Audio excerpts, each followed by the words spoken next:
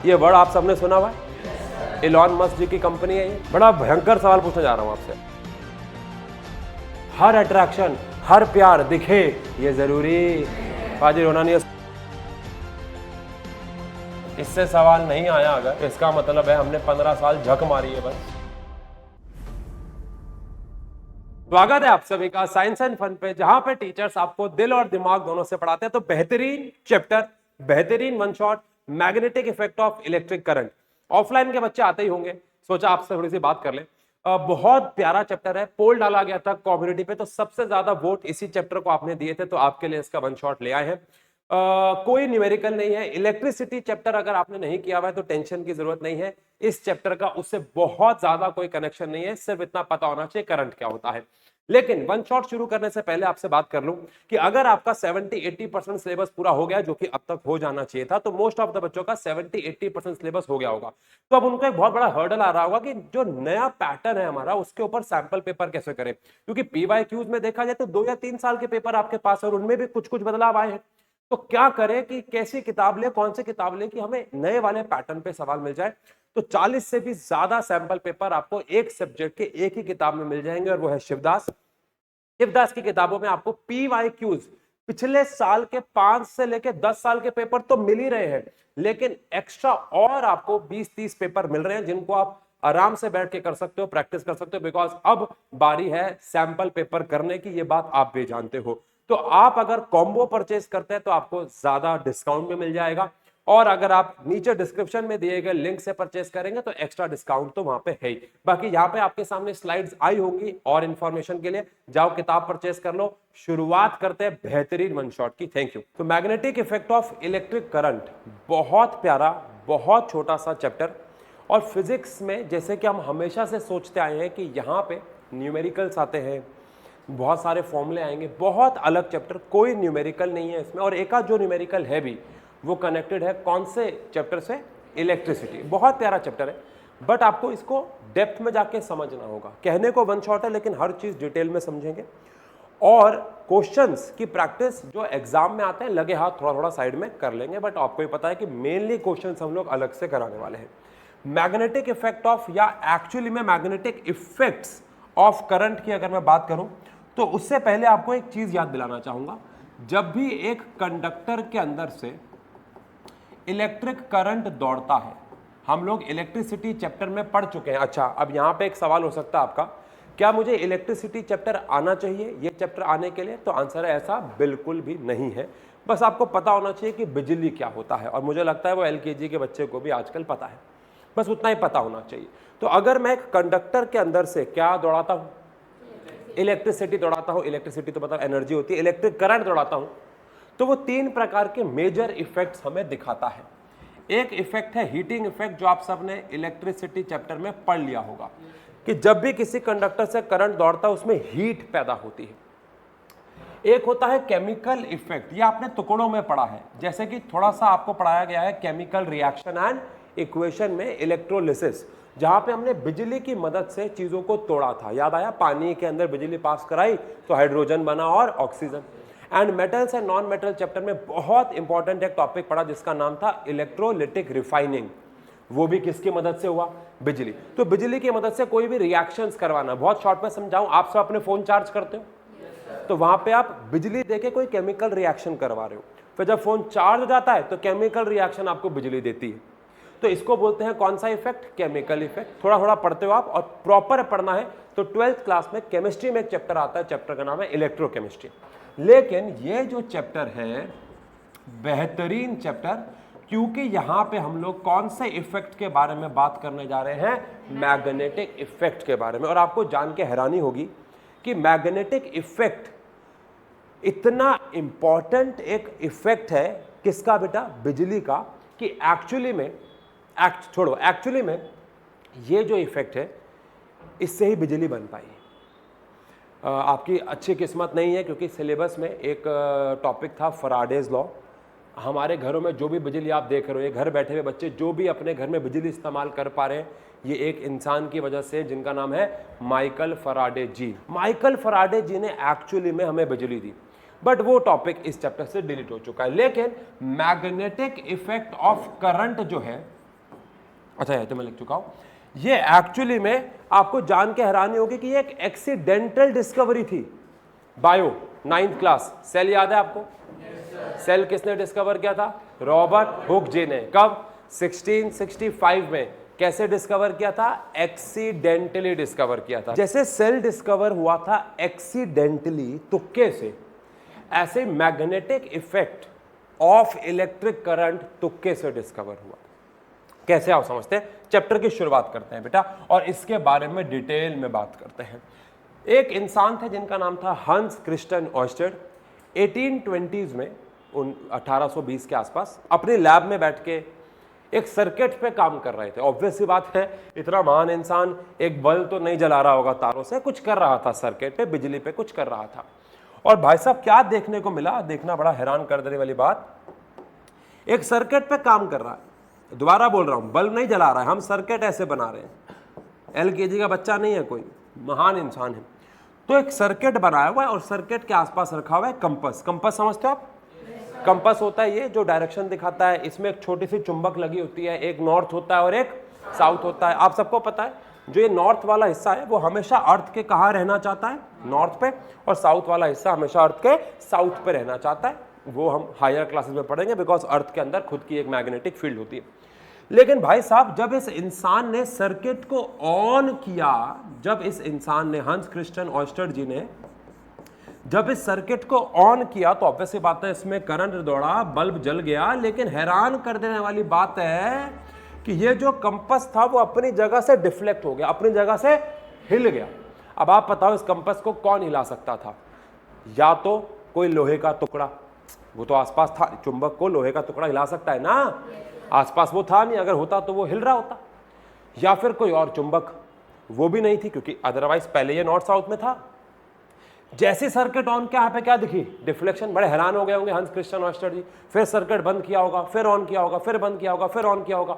ऐसे multiple observation ली और वो इस नतीजे पे पहुंच गए कि जब भी हम एक कंडक्टर के अंदर से बिजली दौड़ाते हैं वो अपने आसपास मैग्नेटिक फील्ड पैदा करता है। क्या पैदा करता है?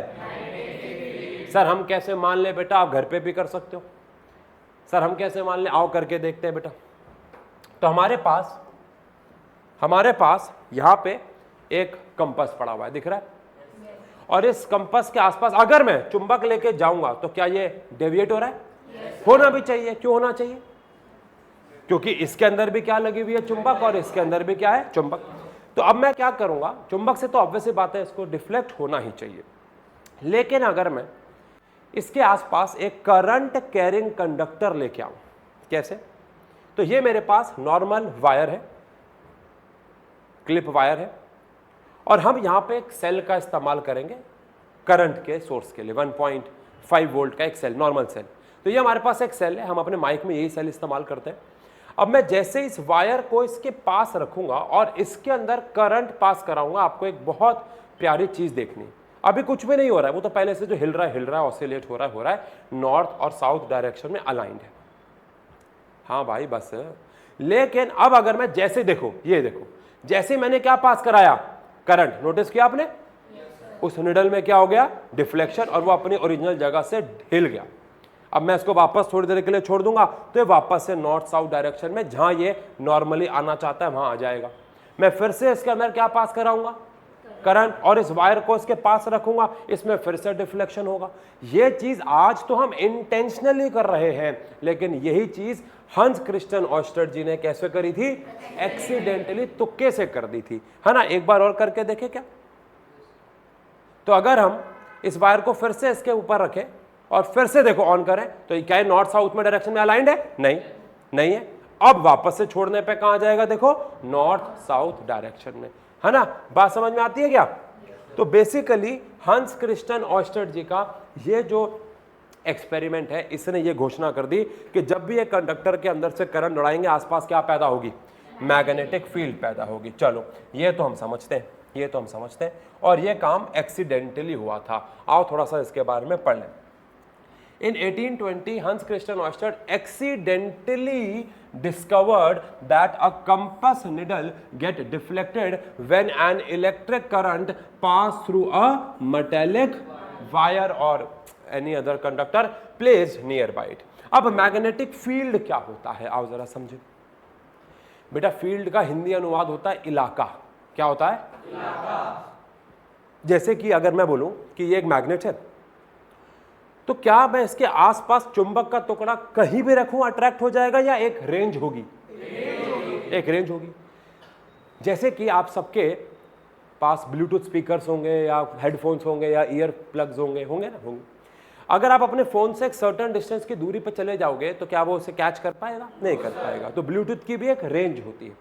बिल्कुल ऐसे ही मैग्नेट की एक रेंज होती है, एक एरिया होता है जहां तक वो दूसरे छोटे मैग्नेट्स या आयरन, कोबाल्ट, निकल जैसी चीजों को अपने तरफ क्या कर सकता है? अट्रैक्ट। इन शॉर्ट, मैग्नेट के आसपास का वो एरिया जहां पे वो दूसरे लोगों पे अपना इन्फ्लुएंस शो कर सकता है, उसे क्या बोलते हैं? Magnetic field. क्या बोलते हैं?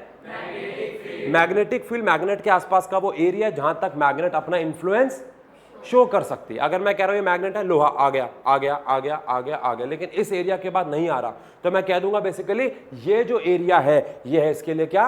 मैग्नेटिक फील्ड है, जहां पे ये फोर्स अप्लाई कर पा रहा है। ठीक है, क्या लिखा हुआ है देखो, space surrounding a magnet within which a magnetic force is क्या? Experienced, is called. हाँ, मैग्नेटिक फील्ड एक कौन सी क्वांटिटी है? आज हम इसके डायरेक्शन के बारे में बात करेंगे, ऑल्दो कोई फॉर्मूला नहीं, कुछ नहीं, क्योंकि ये फॉर्मूला बेस्ड चैप्टर ही नहीं है। 12th में इसके फॉर्मूले आएंगे सारे, अगर आप साइंस लेते हैं तो। बट हाँ, ये कौन सी क्वांटिटी है? और अगर ये वेक्टर है तो इसकी क्या भी होगी? डायरेक्शन, जो कि हम बात करेंगे। जैसे करंट की डायरेक्शन याद है सबको, फ्रॉम पॉजिटिव टू, ऐसे इसकी भी एक डायरेक्शन आएगी, आज पढ़ेंगे। आउटसाइड द मैग्नेट नॉर्थ से साउथ और इनसाइड द मैग्नेट साउथ से नॉर्थ। लेकिन बड़ी इंटरेस्टिंग बात यह है कि मैग्नेटिक फील्ड की एसआई यूनिट क्या है? टेस्ला। ये वर्ड आप सबने सुना हुआ है, इलॉन मस्क जी की कंपनी है ये। लेकिन ये नाम किसके नाम पे पड़ा है? तो आंसर है निकोला टेस्ला जी। किसके नाम पे पड़ा है? निकोला टेस्ला जी। मैं अपने जीवन में, आपने कभी सेक्टर 7 की, जो ऑफलाइन वाले ऑनलाइन वाले बच्चे नहीं जानते होंगे, सेक्टर 7 की जो हमारी ये वाली ब्रांच है, वहाँ पे दीवार पे कुछ फोटोज़ लगी हुई हैं। तो वहाँ पे मैंने सिर्फ 2 फोटोज़ लगाई हैं। एक है सर वॉल्टर लुइन जी, जिनसे मैं सब कुछ सीखा हूँ, MIT के प्रोफेसर रह चुके हैं, और एक कौन है? निकोला टेस्ला जी। ये ग्रेटेस्ट ऑफ ऑल टाइम है। मेरे पुराने फ़ोन में इनका वॉलपेपर भी था। मैं और किसी साइंटिस्ट को बर्थडे विश नहीं करता, अरे मतलब अब तो मर गए, स्टोरी के थ्रू बर्थडे विश नहीं करता, लेकिन इनको करता हूँ कि मैं इनकी रिस्पेक्ट, या बहुत सारे फिजिक्स पढ़ने वाले लोग इनके रिस्पेक्ट करते हैं, because he actually is the real goat. क्योंकि इन्होंने जो हमें दिया वो आज तक कोई नहीं दे पाया। कभी और फुर्सत में बात करेंगे। लेकिन कहते हैं ना, पैदा करने वाले से बड़ा कौन होता है? पालने वाला। मैग्नेटिक फील्ड को पैदा किसने किया? वाले हंस क्रिस्टियन ऑयस्टेड ने। इसका फॉर्मूला दिया बायोट सवर्ट ने, एक और इंसान है। लेकिन इसको पाला, इसको यूज किसने किया? जी ने। इसलिए इनको ऑनर देने के लिए, इज्जत देने के लिए मैग्नेटिक फील्ड की एसआई यूनिट क्या रखी गई? टेस्ला, कैपिटल T रखी गई। चलो आगे बढ़ते हैं। अब बात करते हैं मैग्नेट क्या होता है और उसके पोल्स क्या होते हैं। मैग्नेट क्या होता है? चुंबक। लेकिन अगर आपसे कि मैग्नेट की परिभाषा पूछ ले तो क्या बोलोगे? 2 परिभाषाएं हैं मैग्नेट की। पहला, ऐसी कोई भी चीज जो अपने आसपास क्या पैदा करे? मैग्नेटिक फील्ड, वो मैग्नेट है। कई किताबें ऐसी भी बोलती है कि मैग्नेट वो है जो अपने आसपास आयरन, कोबाल्ट, निकल जैसे सब्सटेंसेस को अट्रैक्ट करता है। मैं एक परिभाषा लिखता हूं, जब तक आपसे एक सवाल है, वन शॉट देखने वाले बच्चे कमेंट सेक्शन में लिखेंगे, आप लोग सोच लेना, जब तक सोच लेना, जब तक मैं यहाँ पे पॉइंट लिख रहा हूं। सवाल यह है कि आपके हिसाब से मैग्नेट से कौन कौन अट्रैक्ट होता है। तब तक मैं मैग्नेट की एक और परिभाषा लिखता हूं कि मैग्नेट क्या है। मैग्नेट है substance which attracts small pieces of iron, cobalt, निकल एटसेट्रा। ये तो मैंने नाम लिख ही दिए। इनके अलावा आपको लगता है? चलो मैं सवाल बदलता हूं। बड़ा भयंकर सवाल पूछने जा रहा हूं आपसे। आप में से कितने बच्चों को लगता है, हाथ खड़ा करना और आप लोग सोचना, कि ऑक्सीजन मैग्नेट से अट्रैक्ट होता है, या कितनों को लगता है नहीं होता? ईमानदारी का आंसर देना। सर ने पूछा है तो अजीब ही क्वेश्चन होगा, ऐसे नहीं। कितनों को लगता है ऑक्सीजन मैग्नेट से अट्रैक्ट होता है? हाथ खड़ा करो। पाजी को लगता है, और तुमने देखा भी है, तभी तो तुम्हें बोल रहे हो तुम, या सर ऐसे पूछ रहे हैं? पाजी को लिए तुमने? हाँ, तुम कह रहे हो, तुम भी कह रहे हो। कितने बच्चों को लगता है ऑब्वियसली बात है ऑक्सीजन मैग्नेट से अट्रैक्ट नहीं होता है? हाथ खड़ा करो। अच्छा, मोस्ट ऑफ द बच्चों को लगता है कि नहीं अट्रैक्ट होता है, बट आंसर क्या है? आपको भी पता है आंसर क्या है? सर ऐसे पूछ रहे हैं तो अट्रैक्ट होता है, बट दिखता। बेटा देखो, दो बातें हैं। पहली बात, हर अट्रैक्शन, हर प्यार दिखे ये जरूरी? पाजी रोना नहीं है, सुनो। अगर मैं ये कह रहा हूं चुंबक है, क्या है? चुंबक है, तो आप पहली बात तो आपको पता भी कैसे है कि इसके आसपास ऑक्सीजन अट्रैक्ट हो रहा है ना? तो आंसर है 11th क्लास। ऑक्सीजन एक पैरा मैग्नेटिक सब्सटेंस है। ऐसे सब्सटेंस जो चुंबक से अट्रैक्ट होते हैं उन्हें हम 11th क्लास में क्या बोलेंगे? पैरा। और हाँ, ऑक्सीजन अट्रैक्ट होता है। कैसे पता लगा? आपने लिक्विड नाइट्रोजन का नाम सुना है? ऐसे लिक्विड ऑक्सीजन भी होती है।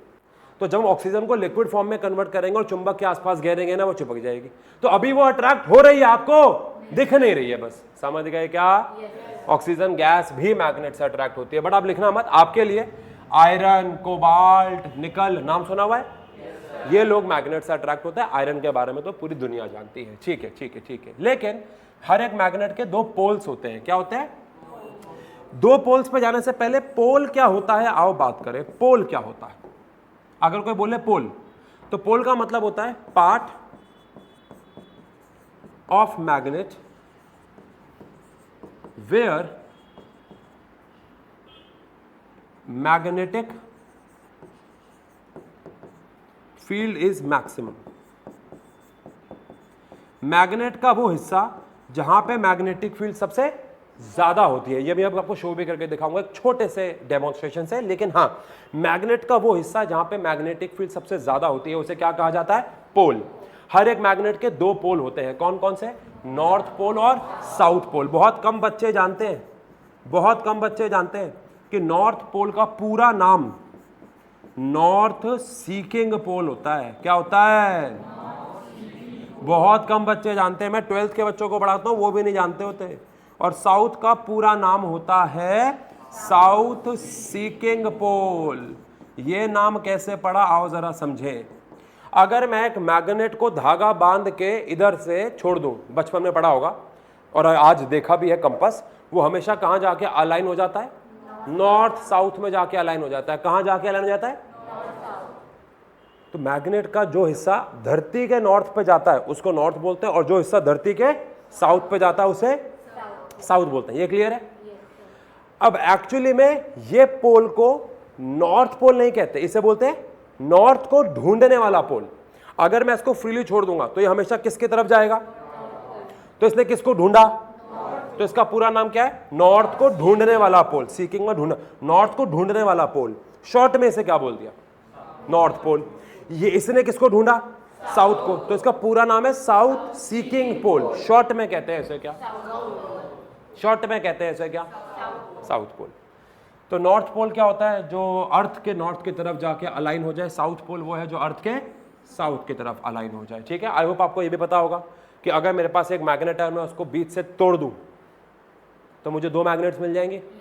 आई होप आपको पता है सबको कि हम नॉर्थ साउथ को अकेले अलग अलग नहीं कर सकते कभी भी। अगर मैं इसको तोड़ दूं बीच से तो मुझे दो मैग्नेट्स मिलेंगी।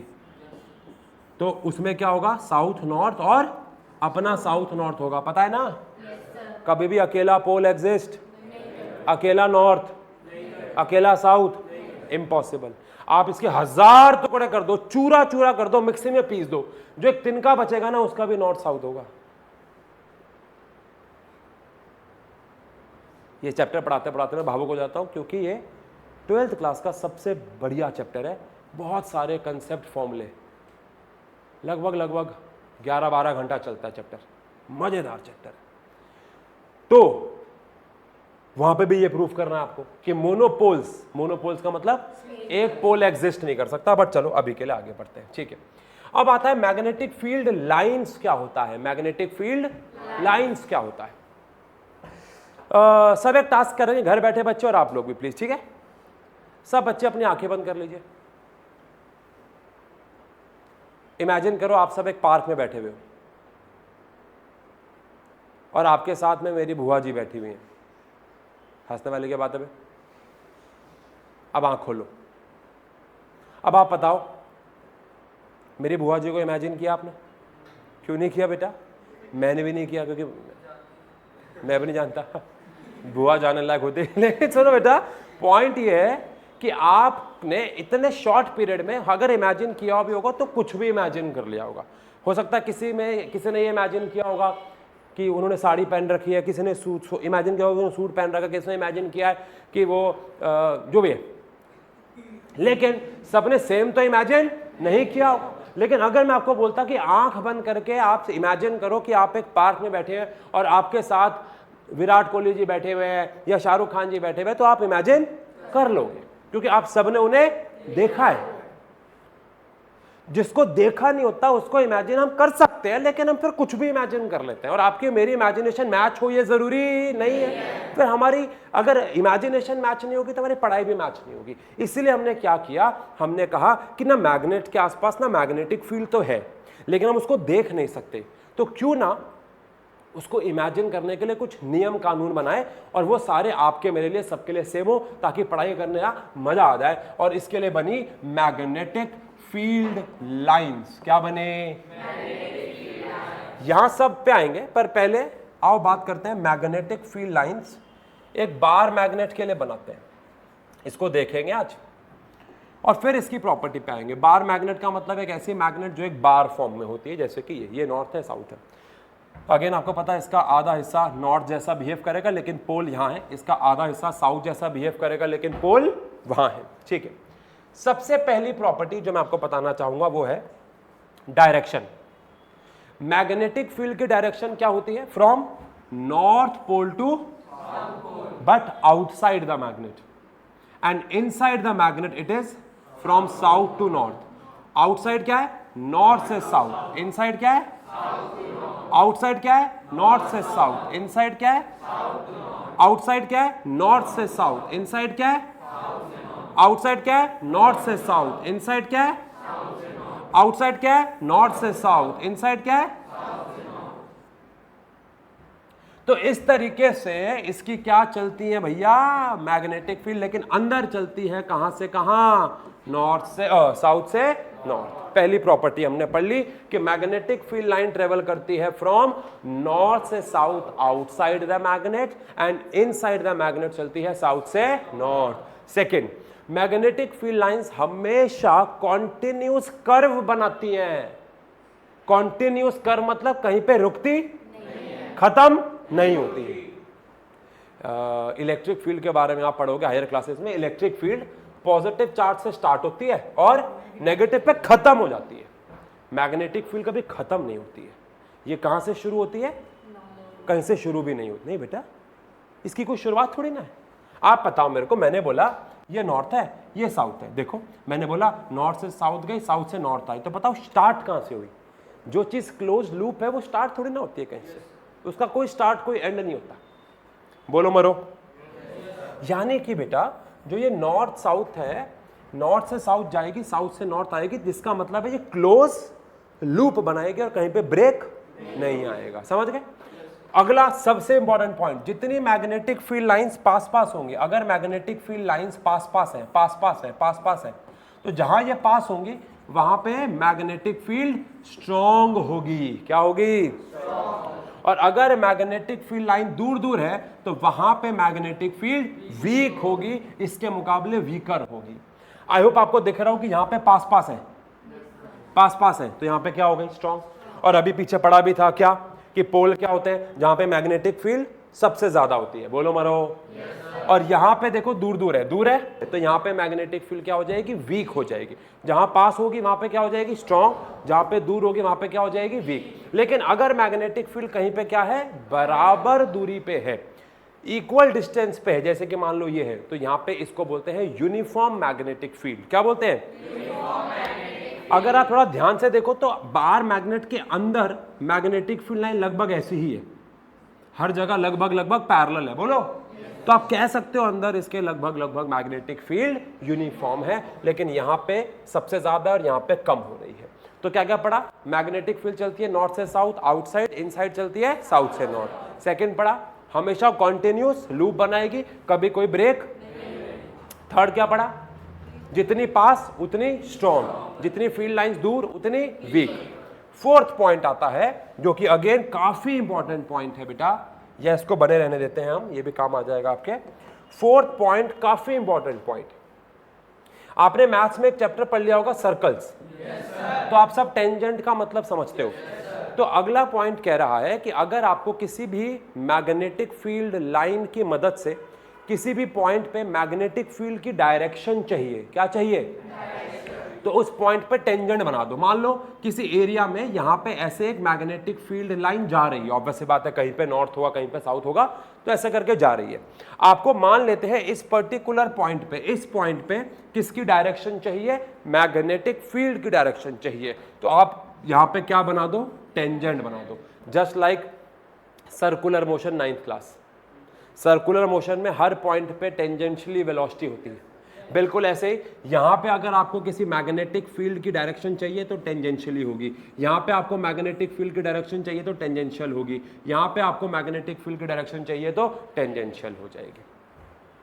मान लो किसी एरिया में मैग्नेटिक फील्ड ऐसे जा रही है, तो यहां पे अगर आपको डायरेक्शन चाहिए तो टेंजेंट, यहां पे आपको डायरेक्शन चाहिए तो टेंजेंट, कहीं पे भी आपको डायरेक्शन चाहिए तो वहां पे क्या बना दो? टेंजेंट। आपको डायरेक्शन ऑफ मैग्नेटिक फील्ड मिल जाएगी। And last and one of the most important point, दो मैग्नेटिक फील्ड लाइंस कभी भी एक दूसरे को इंटरसेक्ट नहीं करती। हमने कोई भी दो, और अगर मान लो जैसे आपको शायद लग रहा हो कि मैंने यहाँ पे इंटरसेक्ट ऑल्दो नहीं किया, बट अगर आपको लग रहा है कि मैंने यहाँ पे इंटरसेक्ट कर दिया है तो वो गलती से ही हुआ होगा। दो मैग्नेटिक फील्ड लाइंस कभी भी एक दूसरे को इंटरसेक्ट नहीं करती। क्यों नहीं करती? ऐसा क्यों है? एग्जाम का बड़ा इंपॉर्टेंट सवाल भी है। आओ चलो मान लेते हैं एक एरिया में मैग्नेटिक फील्ड एक दूसरे को इंटरसेक्ट कर भी जाती है, नहीं करती, मान लो कर जाती है, तो जिस पॉइंट पे ये इंटरसेक्ट करेंगी, क्या वहां पे अगर मान लो ये जा रही है एक मैग्नेटिक फील्ड और ये जा रही है एक मैग्नेटिक फील्ड, ये कौन है? टेंजेंट, ओ इंटरसेक्शन पॉइंट। यहां पे अगर मैं इस वाले के लिए टेंजेंट बनाऊंगा तो ऐसे बनेगा, और इस वाले के लिए बनाऊंगा तो ऐसे। इसका मतलब इस पॉइंट पे कितने टेंजेंट बन जाएंगे? इसका मतलब इस पॉइंट पे मैग्नेटिक फील्ड की कितनी डायरेक्शन हो जाएंगी? विच इज, इसीलिए दो मैग्नेटिक फील्ड लाइन कभी इंटरसेक्ट। सर क्या बात कर रहे हो? वहां तो अगर आगे बढ़ाई गई तो क्या हो जाएंगी? इंटरसेक्ट। अरे कैसे हो जाएंगे? आपको कैसे पता हो जाएंगे? आपको क्या पता आगे जाके क्या होने वाला है बेटा? आगे जाके क्या होने वाला है आपको कैसे पता? ऑब्वियस सी बात है, कैसे पता? आगे चलेंगे। सर अगर मैं दो मैग्नेट ले लूं, एक नॉर्थ यहां ले लूं, एक साउथ यहां ले लूं, या दोनों ही नॉर्थ ले लूं, तो क्या अब इंटरसेक्ट करेंगे? नहीं करेंगे भाई, एक दूसरे से रिपेल हो जाएंगी, मर जाएंगी, लेकिन इंटरसेक्ट नहीं करेंगी।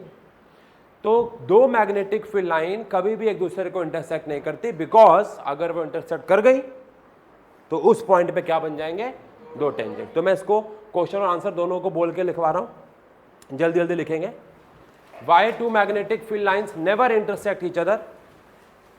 Why two magnetic field lines never intersect each other? Answer. Answer. Why two magnetic field lines never intersect each other? Answer. If two magnetic field lines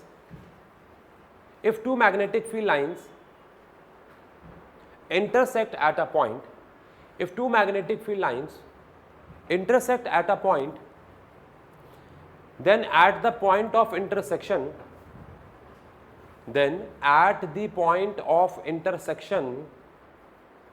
two tangents can be possible. Then at the point of intersection, two tangents can be possible,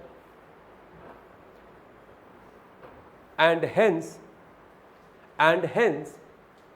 magnetic field will have two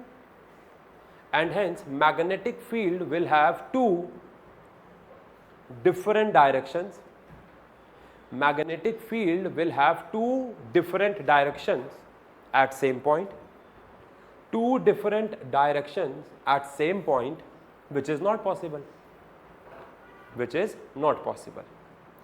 इसीलिए magnetic field lines दो कभी भी एक दूसरे को intersect नहीं कर सकती हैं भैया। आ जाओ पढ़ते हैं क्या लिखा हुआ है। पहला, ये हमेशा कॉन्टिन्यूस कर्व रहेंगी और कभी भी कोई ब्रेक नहीं आएगा।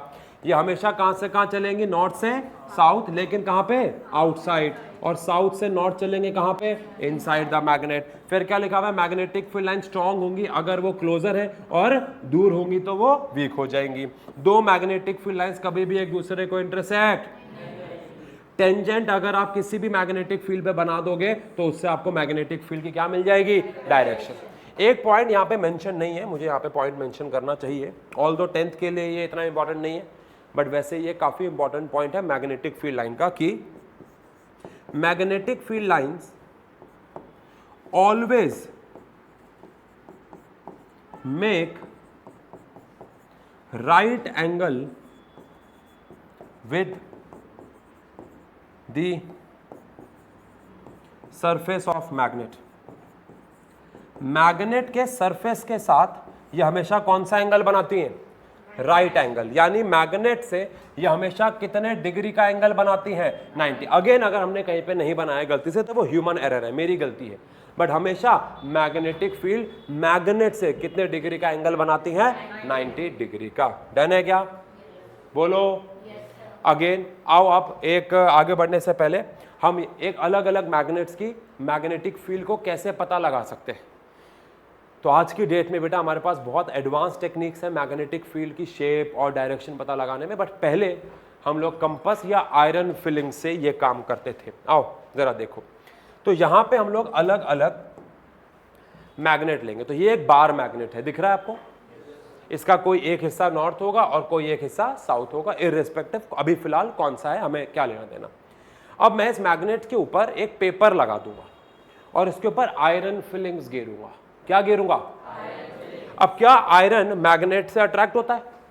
अब क्योंकि मैं इसके ऊपर आयरन का चूरा घेरूंगा तो चूरा इतना हल्का है कि मैग्नेटिक फील्ड उसे जहां खींचना चाहे वहां खींच के वहीं चिपका देगी, और ऑब्वियसली बात है वो कहां चिपकाएगी, जहां मैग्नेटिक फील्ड खुद है। तो आपको एक धुंधला धुंधला मैग्नेटिक फील्ड का पैटर्न दिखेगा, है ना। तो ये हमारे पास आयरन का चूरा है, हम इसको छन्नी में डाल के छान के डालेंगे ताकि और फाइन पाउडर हमें मिले इसका। हाँ,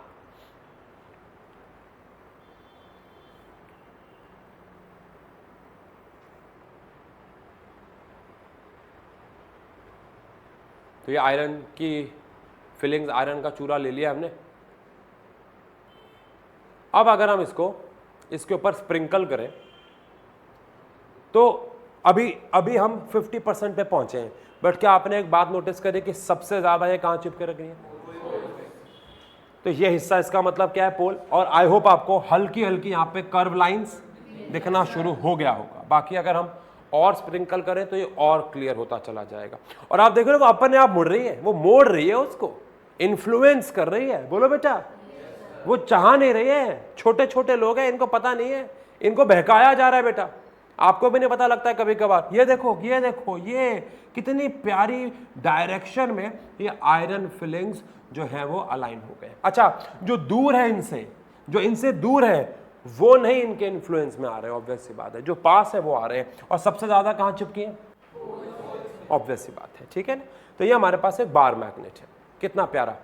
हम चाहे तो इसको ट्रेस कर सकते हैं और मैग्नेटिक फील्ड लाइंस बना सकते हैं।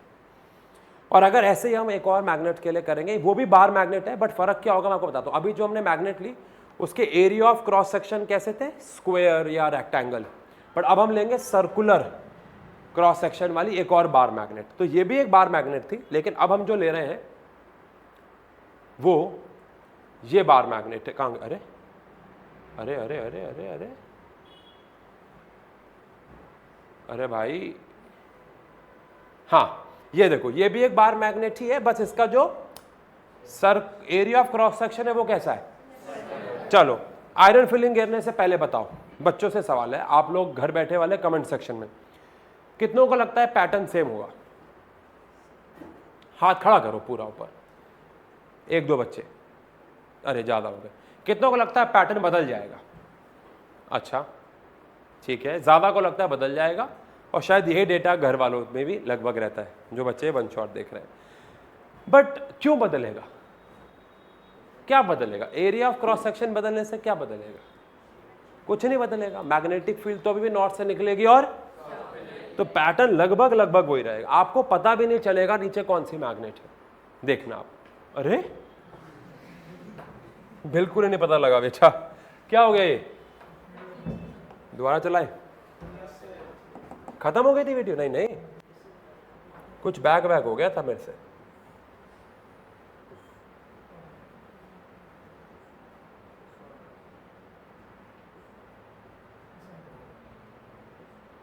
हाँ,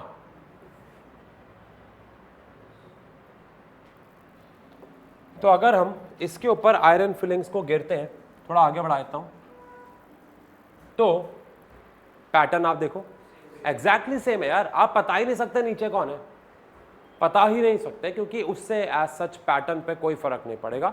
थोड़ा बहुत यहाँ पे कर्व ज्यादा है, बट ओवरऑल मेजर डिफरेंस नहीं है। लेकिन अब मैं यहाँ पे हॉर्स शू मैग्नेट डालने वाला हूँ। क्या डालने वाला हूँ? आई होप आपको पता। अच्छा, यहाँ पे देखो पोल पे थोड़ा ज्यादा दिख रहा है ना, बट हॉर्स शू मैग्नेट तो बिल्कुल ही अलग होती है। हॉर्स शू मैग्नेट बाकी मैग्नेट से अलग कैसे होती है? क्योंकि इसका नॉर्थ और साउथ एक ही जगह पे होता है, पता है ना आपको? ये हॉर्स शू मैग्नेट, इसका नॉर्थ और साउथ एक ही जगह पे होता है। तो इसके लिए जो फील्ड बनने वाली है वो कैसे बनेगी, आओ पहले इसको अपनी पढ़ाई लगा के करते हैं। बेटा आपके एग्जाम में नहीं आने वाला, लेकिन हर चीज एग्जाम के लिए पड़ी जाती है। ये देखो, ये हमारे पास नॉर्थ है और ये हमारे पास क्या है? साउथ है। अब यहाँ पे अगर नॉर्थ यहाँ है, साउथ यहाँ है, तो ऑब्वियस सी बात है फील्ड नॉर्थ से कहाँ जाएगी? नॉर्थ से कहाँ जाएगी? साउथ। और जो यहां से निकलेगी नॉर्थ से, वो कहाँ आएगी? साउथ। कहाँ आएगी? साउथ। तो कुछ ऐसे मैग्नेटिक फील्ड आपको मिलने वाली है। इंतजार करेंगे, आओ चेक करते हैं कि मिलती है कि नहीं मिलती।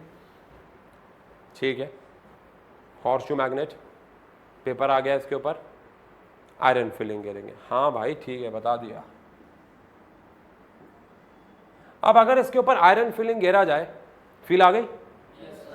नॉर्थ से साउथ जा रही होगी तो आयरन फिलिंग आधी तो यहाँ चिपक गई। एक तो अपने हाथों के बाल ज़्यादा दिखा रहा है मैं यूँ, मतलब ये पिछले साल की वीडियो है, टाइम बचाने के लिए आज हम ले आए हैं।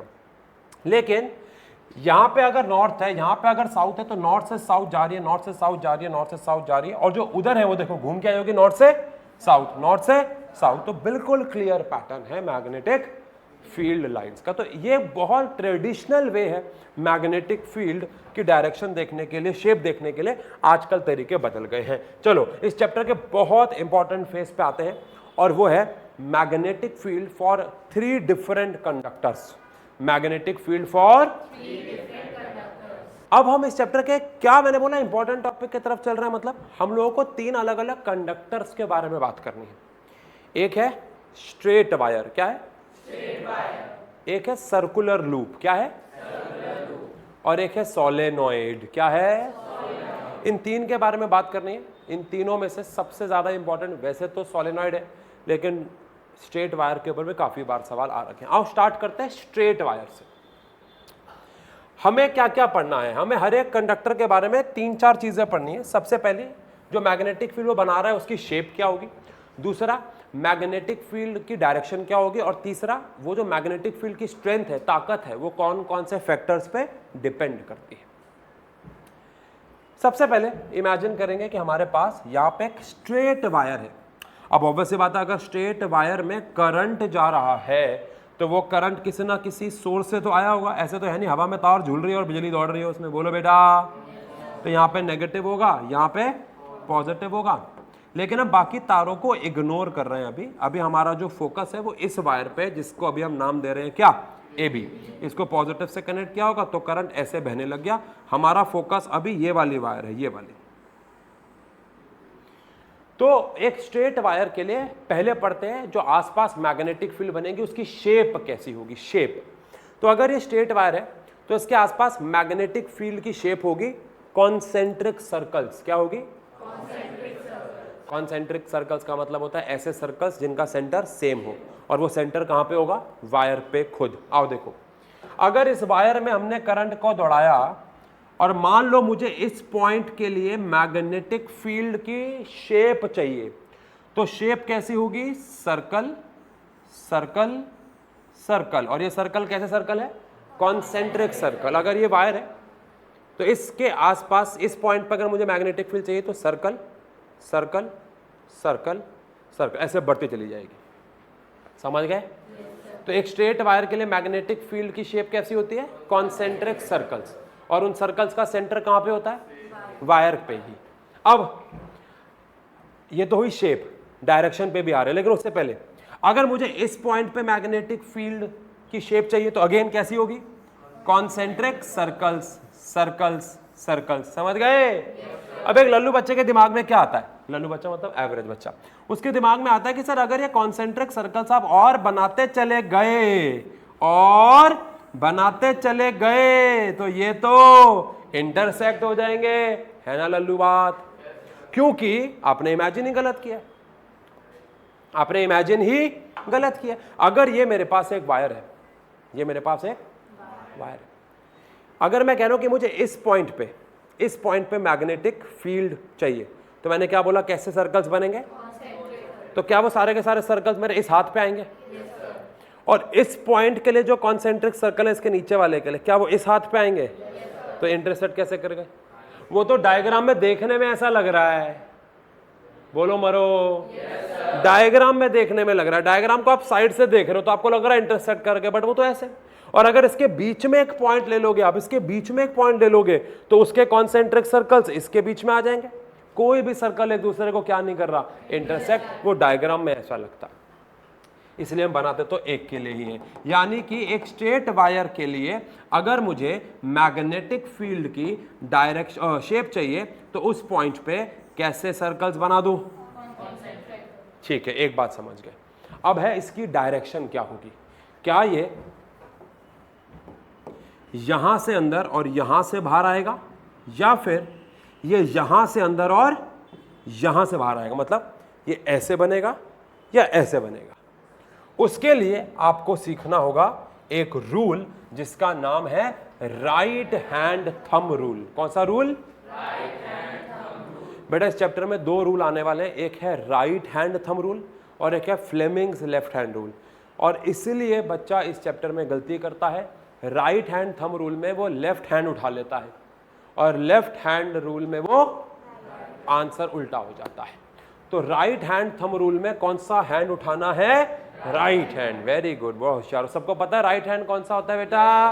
उठा के दिखाओ, शाबाश, अरे वाह, सबको पता है राइट हैंड क्या होता है। आई होप घर वाले बच्चों को ये पता ही होगा। ठीक है, अब आपको क्या करना है इसकी डायरेक्शन के लिए? सबसे पहले आपको इमेजिन करना है कि उस वायर को जिसमें करंट दौड़ रहा है उसको आपने अपने कौन से हैंड में पकड़ा हुआ है? राइट हैंड में। और अंगूठा कहाँ रखना है? जहां करंट जा रहा है, जहां जैसे कि इसमें करंट कहां जा रहा है? ऊपर, तो अंगूठा ऊपर है। अगर करंट जा रहा होगा नीचे तो अंगूठा नीचे आ जाएगा। अभी फिलहाल अंगूठा ऊपर, तो मेरी फिंगर्स, अगर मैं आपके रिस्पेक्ट से बैठ के बात करूं, ये वायर है, इसमें करंट ऊपर जा रहा है तो मैंने ऐसे पकड़ लिया, तो मेरे लिए फिंगर्स यहां से अंदर रैप हो रही है और यहां से बाहर। मेरी उंगलियां ऐसे घूमेंगी ना? ऐसे घूमेंगी, ऐसे घूमेंगी। ऐसे घूमेंगी का मतलब है, ऐसे घूमेगा मतलब है यहां से मेरी उंगलियां बाहर आ रही हैं, बोलो मरो। और यहां से अंदर जा रही हैं, सॉरी, यहां से अंदर जा रही हैं। समझ गए? अंगूठा ऊपर है, यहां से बाहर आ रही हैं, यहां से अंदर जा रही हैं। लेकिन अगर इसी वायर में करंट दौड़ रहा होता ऊपर के बजाय नीचे, तो मुझे इसको राइट हैंड में पकड़ना होता, बस अंगूठा नीचे आता, क्योंकि करंट नीचे जा रहा है। अब अगर ऐसे करूंगा, पहले तो शेप बना लेते हैं। शेप कैसी होगी? Concentric circles. शेप कैसी होगी भाई? कॉन्सेंट्रिक सर्कल्स बनेंगे, शाबाश। आओ अब डायरेक्शन की बात करते हैं। अगर अंगूठा नीचे है तो इस बार यहां से अंदर है और यहां से, इसका मतलब है यहां से अंदर, अंदर, अंदर और यहां से बाहर है। बात समझ में आती है? तो शेप भी हो गई, डायरेक्शन भी हो गई। इसके ऊपर सवाल कैसे आते हैं बताता हूं, और तो सवाल तो कराएंगे, बट इसके ऊपर जनरली सवाल ऐसे आते हैं कि एक वायर है, उसमें जो करंट है वो दौड़ रहा है वेस्ट से ईस्ट। कहां जा रहा है? एनसीईआरटी का ही सवाल है ये, वेस्ट से ईस्ट जा रहा है, तो just above the wire magnetic field कहाँ है और जस्ट बिलो द वायर कहाँ है। ये तो ऑब्वियस सी बात है कि अगर स्ट्रेट वायर है तो शेप कैसी होगी, कॉन्सेंट्रिक सर्कल। तो मैंने इस वायर को अपने राइट हैंड में पकड़ा, अंगूठा यहाँ रखा बिकॉज करंट यहाँ है, तो बिलो द वायर अंदर जा रही है देखो, और अबव द वायर बाहर आ रही है, ऐसे हो रहा है ना। तो below the wire magnetic field कहाँ जा रही है, इनवर्ड्स। कहाँ जा रही है, ऑब्वियस सी बात है, कॉन्सेंट्रिक सर्कल तो है ही शेप, वो डायरेक्शन पूछ रहे हैं। तो बिलो द वायर क्या है, इनवर्ड, और अबव द वायर क्या है, आउटवर्ड्स। तो ऐसे करके आंसर लिखना होगा। वो आपसे पूछेंगे a wire is placed in east west direction and current is flowing from west to east, what is the direction of magnetic field below the wire and above the wire. एक number का सवाल आता है, right hand में पकड़ना है, अंदर जा रही है उंगलियां तो इनवर्ड, बाहर आ रही है तो डन। चलिए अब बात कर, मैंने क्या कहा था आपको, कितनी चीजों के बारे में बात कर रहा है, 3। पहली नहीं, स्ट्रेट वायर के बारे में 3 चीजों के बारे में बात करना है। पहला, उसकी शेप क्या है मैग्नेटिक फील्ड की, दूसरा डायरेक्शन क्या है, और तीसरा उसकी स्ट्रेंथ कौन कौन से फैक्टर्स पर डिपेंड करती है, कौन कौन से चीजों पे उसकी ताकत डिपेंड करती है। आओ जरा पढ़े।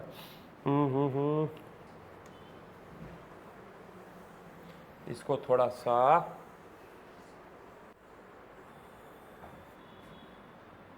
अरे दिख रहा है लिखा हुआ वैसे तो, हाँ चलो ठीक है चलेगा। अब ये एनसीईआरटी का डायग्राम है, मैं ले आया हूँ, उसका उतना काम नहीं, ठीक है। अब सबसे पहले तो लिखा हुआ है कि स्ट्रेट वायर के लिए मैग्नेटिक फील्ड की शेप क्या है। तो लिखा हुआ है कि शेप हमारे पास कौन से सर्कल्स हैं, कॉन्सेंट्रिक सर्कल, जिनका सेंटर कहाँ पे है, कंडक्टर पे। अब इसकी ताकत कौन कौन से फैक्टर्स पे डिपेंड करती है, ऑब्वियस सी बात है, सबसे पहला कौन सा होगा, ये ऑब्वियस है, मैग्नेटिक फील्ड पैदा होने का कारण कौन है, तो करंट बढ़ेगा तो मैग्नेटिक फील्ड, ये तो लल्लुआ वाली बात हो गई ना बेटा।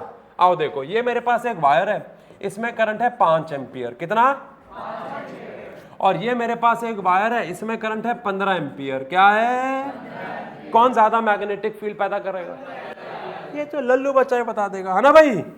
हाँ देखो कह रहा है सर, बता देगा, देखो। हाँ भाई सर, जैसे आपने वो 2 वायर्स बनाई थी, एक में 5 एम्पियर थे, एक में 15, अच्छा हाँ हाँ, तो उसमें हीट तो प्रोड्यूस होगी। अरे हीट कहाँ से आ गई बाबू, जब एक कंडक्टर के अंदर से कौन सा इफेक्ट पड़ रहे हो, मैग्नेटिक, तो कौन सा भूल जाओ, जब हीट पड़ रहे थे तो हमने कौन सा कंसीडर नहीं किया, मैग्नेटिक। हाँ नहीं, जैसे इलेक्ट्रिसिटी पास करे ना तो हीट बनेगी उसमें, वायर में हीट तो प्रोड्यूस होगी ना, अगर इलेक्ट्रिसिटी पास हो तो वो मैग्नेटिक उसको फील्ड को कुछ करेगी इफेक्ट। हाँ करेगी, बट अभी भी 15 एम्पियर के लिए ज़्यादा ही रहेगी, बिल्कुल करेगी, क्यों नहीं करेगी, हीटिंग इफेक्ट भी ज़्यादा होगा कौन सी वायर में, मैग्नेटिक इफेक्ट भी ज़्यादा होगा, केमिकल सारे इफेक्ट ज़्यादा होंगे ना, बट अभी तो हमारा इफेक्ट कौन सा है, मैग्नेटिक इफेक्ट ज़्यादा है, बिल्कुल ज़्यादा है।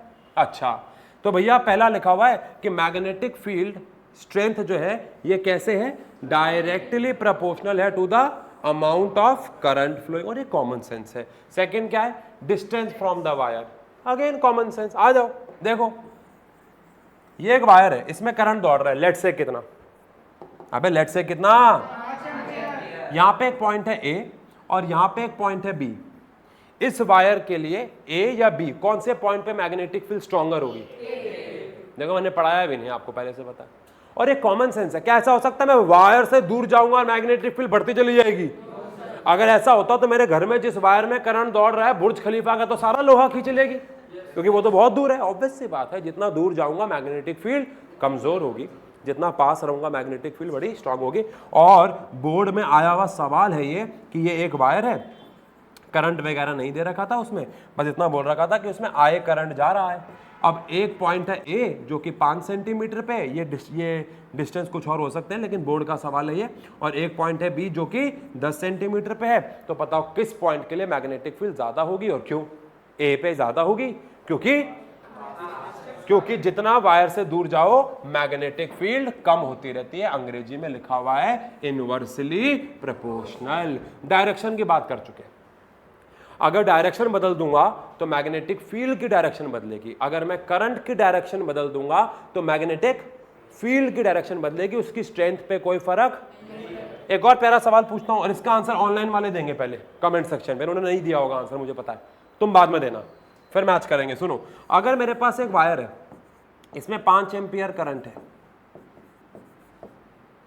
और ये अपने आसपास मान लेते हैं एवरेजली पैदा कर रहा है 50 टेस्ला की मैग्नेटिक फील्ड। ये एक और वायर है जिसमें 5 एम्पियर करंट ही है लेकिन नीचे जा रहा है, तो बताओ ये अपने आसपास कितनी फील्ड पैदा करेगा? पहले इनको लिखने दो आराम से, आप लोगों ने तो सोच लिया होगा,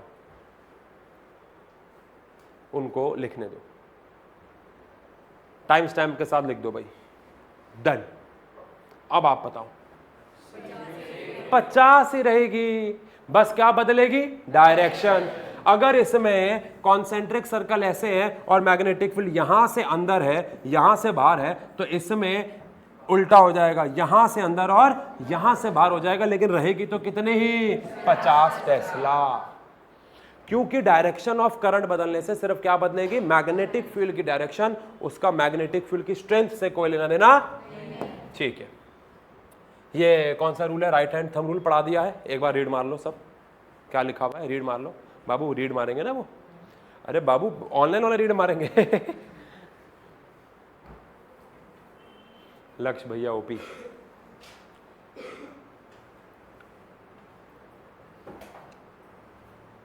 बेटा imagine that you are holding, समझ गए ना?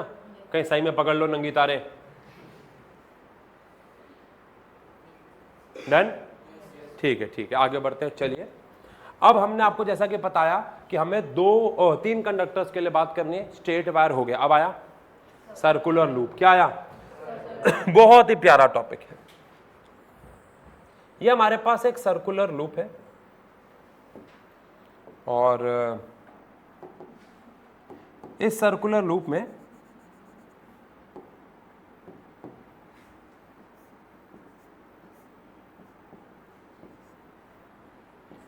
ऐसे डायरेक्शन में करंट जा रहा है। आई होप आपको पता हो, इस डायरेक्शन को हम लोग क्लॉकवाइज डायरेक्शन कहते हैं। कौन सी डायरेक्शन? तो क्लॉकवाइज डायरेक्शन में क्या जा रहा है? करंट। तो हमें पढ़ना है जैसे स्ट्रेट वायर ने अपने आसपास मैग्नेटिक फील्ड कॉन्सेंट्रिक सर्कल बनाई थी, ये सर्कुलर लूप कैसी मैग्नेटिक फील्ड बनाता है, आओ चेक करते हैं। एक प्यारा सवाल पूछता हूं क्यों? चलो एक चीज करके दिखाता हूं आपको। अगर ये जो लाइन मैंने बनाई ये कर्व है या स्ट्रेट लाइन है? कर्व है। क्या है? क्या है? कर्व है। लेकिन अगर मैं आपको बोलूं कि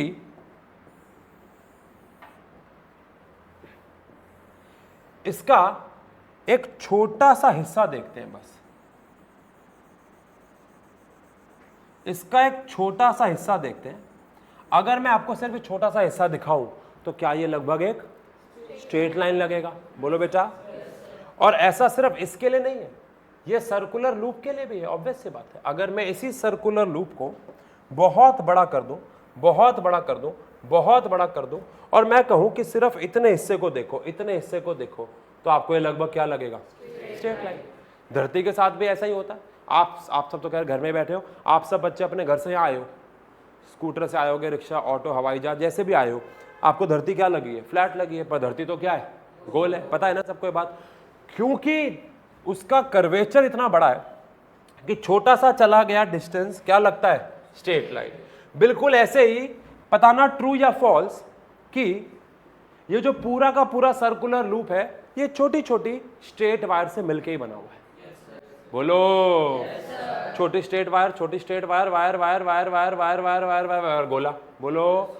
तो हर एक सर्कुलर लूप देखा जाए तो छोटी छोटी स्ट्रेट वायर से मिलके बना है।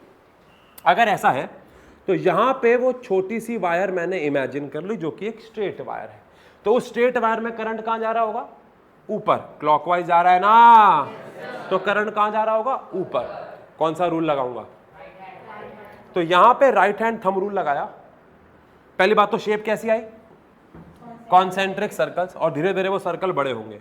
कॉन्सेंट्रिक सर्कल्स, कॉन्सेंट्रिक सर्कल्स, और ये सर्कल्स धीरे धीरे बड़े होते चले जाएंगे। इतने बड़े, ऑब्वियस बातें आगे भी है, हम उनको बस अधूरा बना रहे हैं। और ये इतने बड़े होते चले जाएंगे कि सेंटर तक आते आते आते आते ये लगभग ऐसा लगेगा कि क्या हो गए?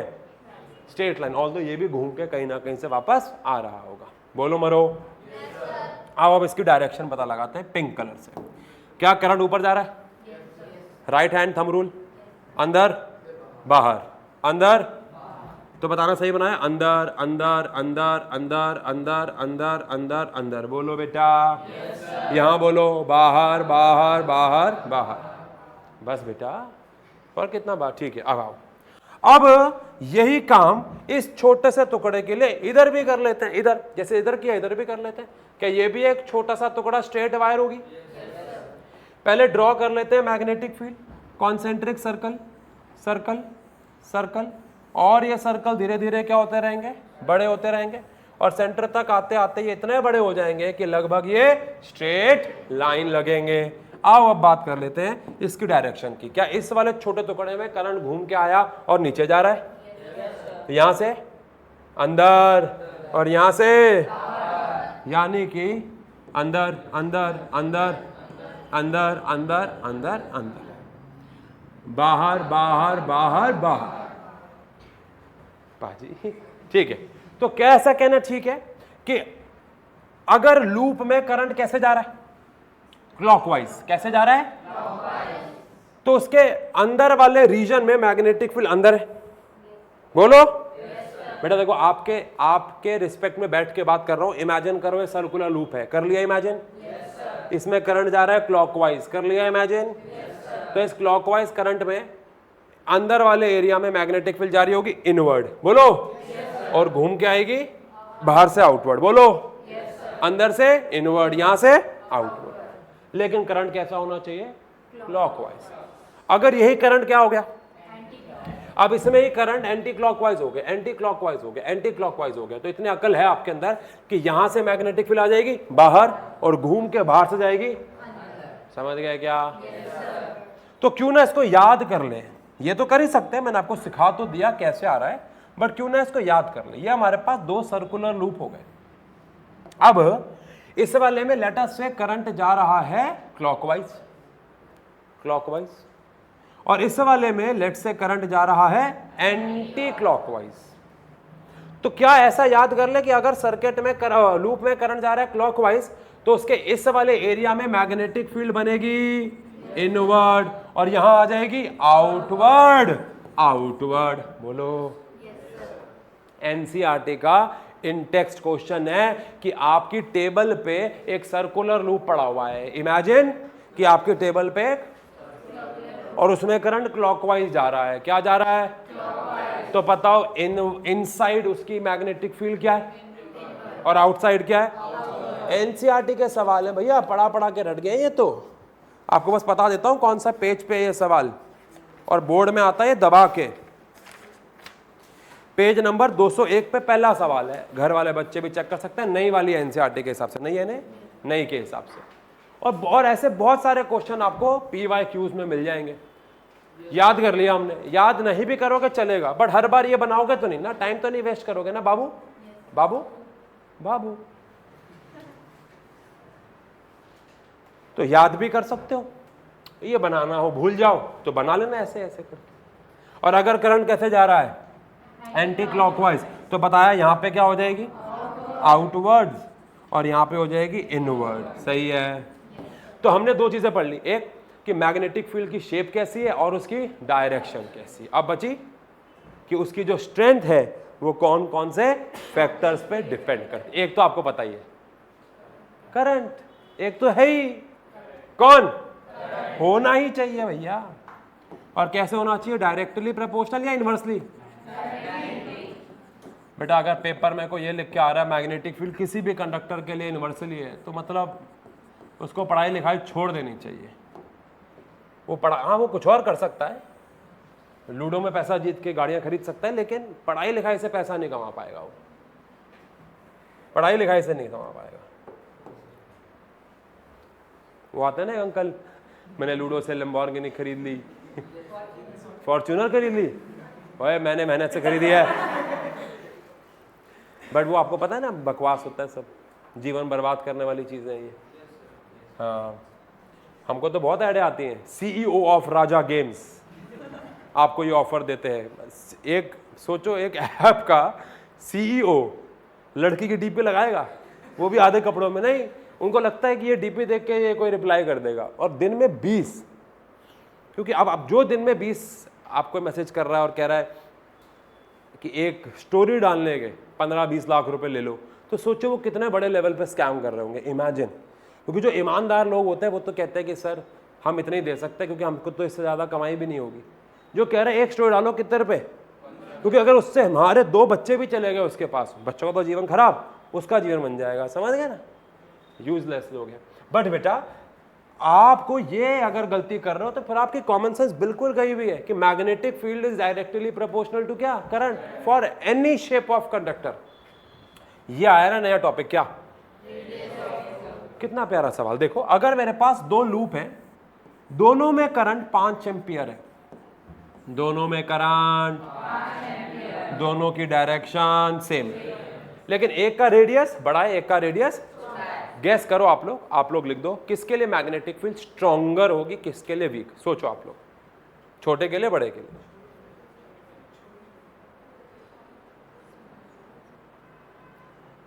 पाजी ने तो सोच लिया, ठीक है, बताओ भाई कितने बच्चे कह रहे हैं छोटे के लिए ज्यादा होगी, अरे भाई, और कितने कह रहे हैं बड़े के लिए ज्यादा होगी।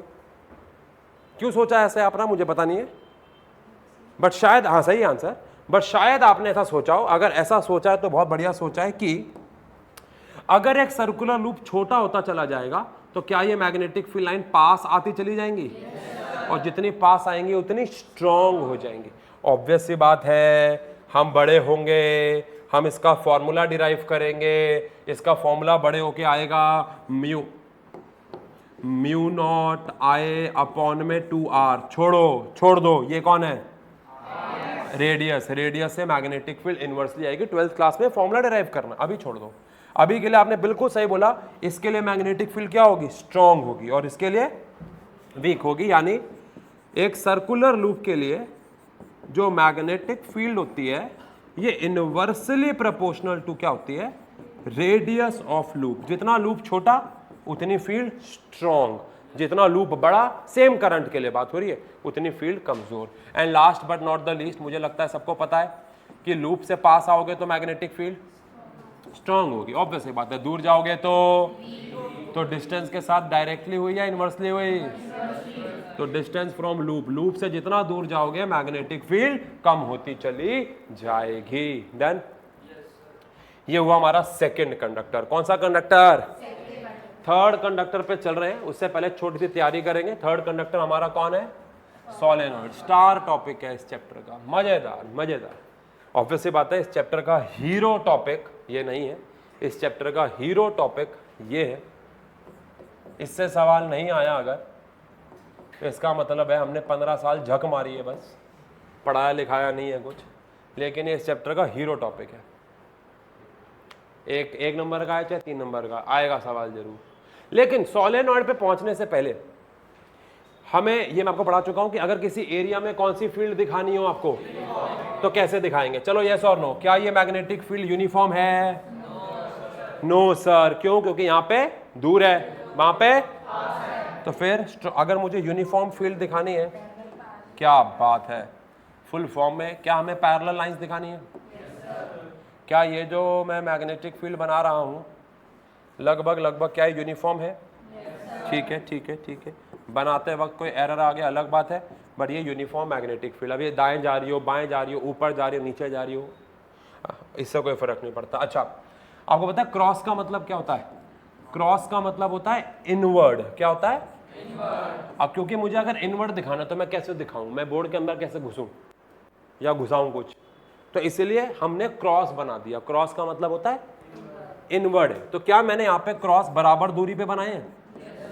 अगर मैंने ऐसे बनाए होते क्रॉस, देखो ध्यान से,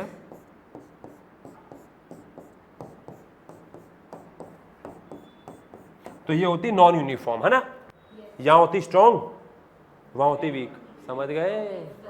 यहां पास है ना? लेकिन वहां मैंने लगभग क्या बनाया, तो वो भी कौन सी फील्ड है?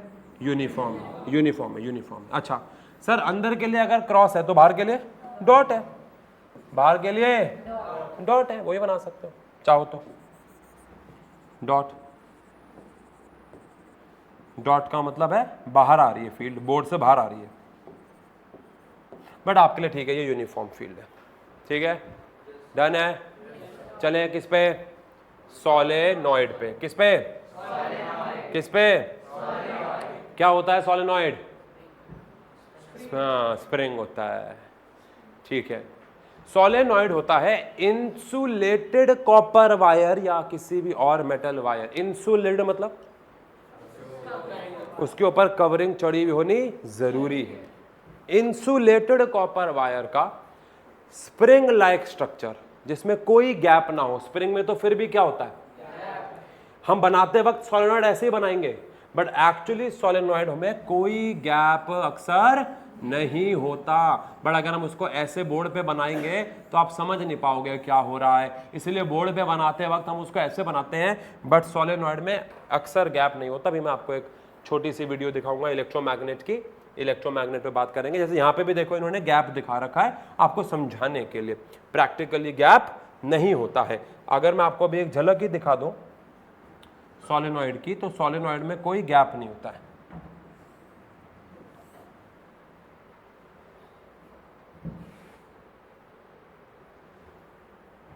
ये भी हमें देखना है, बट अबे यार इतना छोटा सा इसका थुंथरू है ना आगे पीछे करने के लिए। हाँ ये देखो, अब इसमें आप देख सकते हो कि कोई गैप नहीं है। ये जो कॉपर वायर्स हमने बना रखी हैं इसमें कोई गैप नहीं है, एक्चुअली में कोई गैप नहीं होता है। भाई इतना ही छोटा होता है क्या? अच्छा, मैंने कहा इसमें भी गड़बड़ी कर दी तुमने कुछ। हाँ, तो वो जो पीछे पड़ा हुआ है ये एक्चुअली में एक सोलेनॉइड है। हम इससे क्या कर रहे हैं वो सब छोड़ो अभी, लेकिन ये सोलेनॉइड है। अब अगर आप देखो तो सोलेनॉइड में नंबर ऑफ, ये देखो कितने पास पास बनाए हुए हमने, कोई गैप नहीं बनाया। तो एक्चुअली में सोलेनॉइड ऐसा कुछ होता है। ठीक है, बट हम बनाते वक्त इसको ऐसे बनाएंगे, गैप बनाएंगे थोड़ा सा। तो ये हमारे पास एक सोलेनॉइड,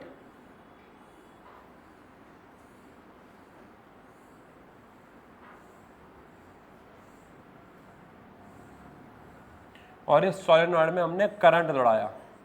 ऑब्वियसली बात है, करंट दौड़ाया तो कोई ना कोई सोर्स तो होगा, ऐसे हवा से करंट तो नहीं आ रहा। और अगर यहाँ से करंट आ रहा है तो लेट से ये हो गया कौन सा पोल, साउथ, और ये कौन सा हो गया, नॉर्थ।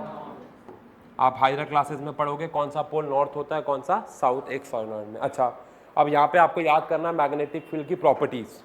मैग्नेटिक फील्ड कहाँ से कहाँ चलती है, फ्रॉम नॉर्थ से साउथ, आउटसाइड, और इनसाइड तो अंदर चलेगी कहां से कहां, साउथ से नॉर्थ, बाहर जाएगी नॉर्थ से साउथ। अंदर जाएगी साउथ से नॉर्थ, बाहर जाएगी नॉर्थ से साउथ। अंदर जाएगी साउथ से नॉर्थ, बाहर जाएगी नॉर्थ से साउथ। अंदर जाएगी साउथ से नॉर्थ, बाहर जाएगी। अब ये वाली जो है अंदर जाएगी साउथ से नॉर्थ और बाहर जाएगी नॉर्थ से साउथ, और ये इन्फानाइट से घूम के वापस यहाँ आएगी और चली जाएगी साउथ से नॉर्थ। क्या इसकी मैग्नेटिक फील्ड लाइंस को देख के, नॉर्थ से साउथ, नॉर्थ से साउथ, क्या इसकी मैग्नेटिक फील्ड लाइन को देख के आपको किसी की याद आई? मेरे को तो बहुत गंदी याद आई। किसकी बेटा? बार मैग्नेट की। किसकी याद आई? यानी कि सोलेनॉइड को देख के आपको किसकी याद आनी चाहिए? क्योंकि दोनों की मैग्नेटिक फील्ड सेम होती है। बस फर्क यह है कि आप बार मैग्नेट के अंदर घुस नहीं सकते, उसकी अंदर की मैग्नेटिक फील्ड का एज सच यूज नहीं कर सकते, लेकिन सोलेनॉइड अंदर से खोखला है, उसकी मैग्नेटिक फील्ड अंदर से इस्तेमाल की जा सकती है इसके अंदर घुस के। समझ गए? बेहतरीन सवाल।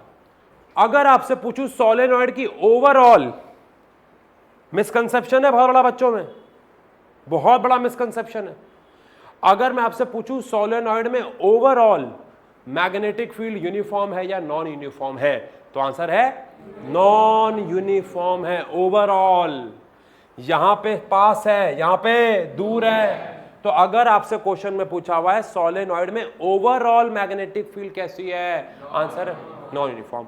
लेकिन अगर आप सोलेनॉइड में मैग्नेटिक फील्ड को सिर्फ इनसाइड देखो और मत देखो, बाकी सब जगह भूल जाओ, सिर्फ अंदर की मैग्नेटिक फील्ड देखो, तो यूनिफॉर्म है, स्ट्रेट पैरेलल लाइंस की फॉर्म में। और एग्जाम में अक्सर सवाल पूछा जाता है इनसाइड द सोलेनॉइड, और आंसर है यूनिफॉर्म। तो कहीं ना कहीं बच्चे ने मिसकंसेप्शन बना लिया कि सोलेनॉइड की मैग्नेटिक फील्ड क्या होती है, गलत है। सिर्फ कहां यूनिफॉर्म होती है? इनसाइड। यानी अगर मैं इनसाइड द सोलेनॉइड की बात करूं,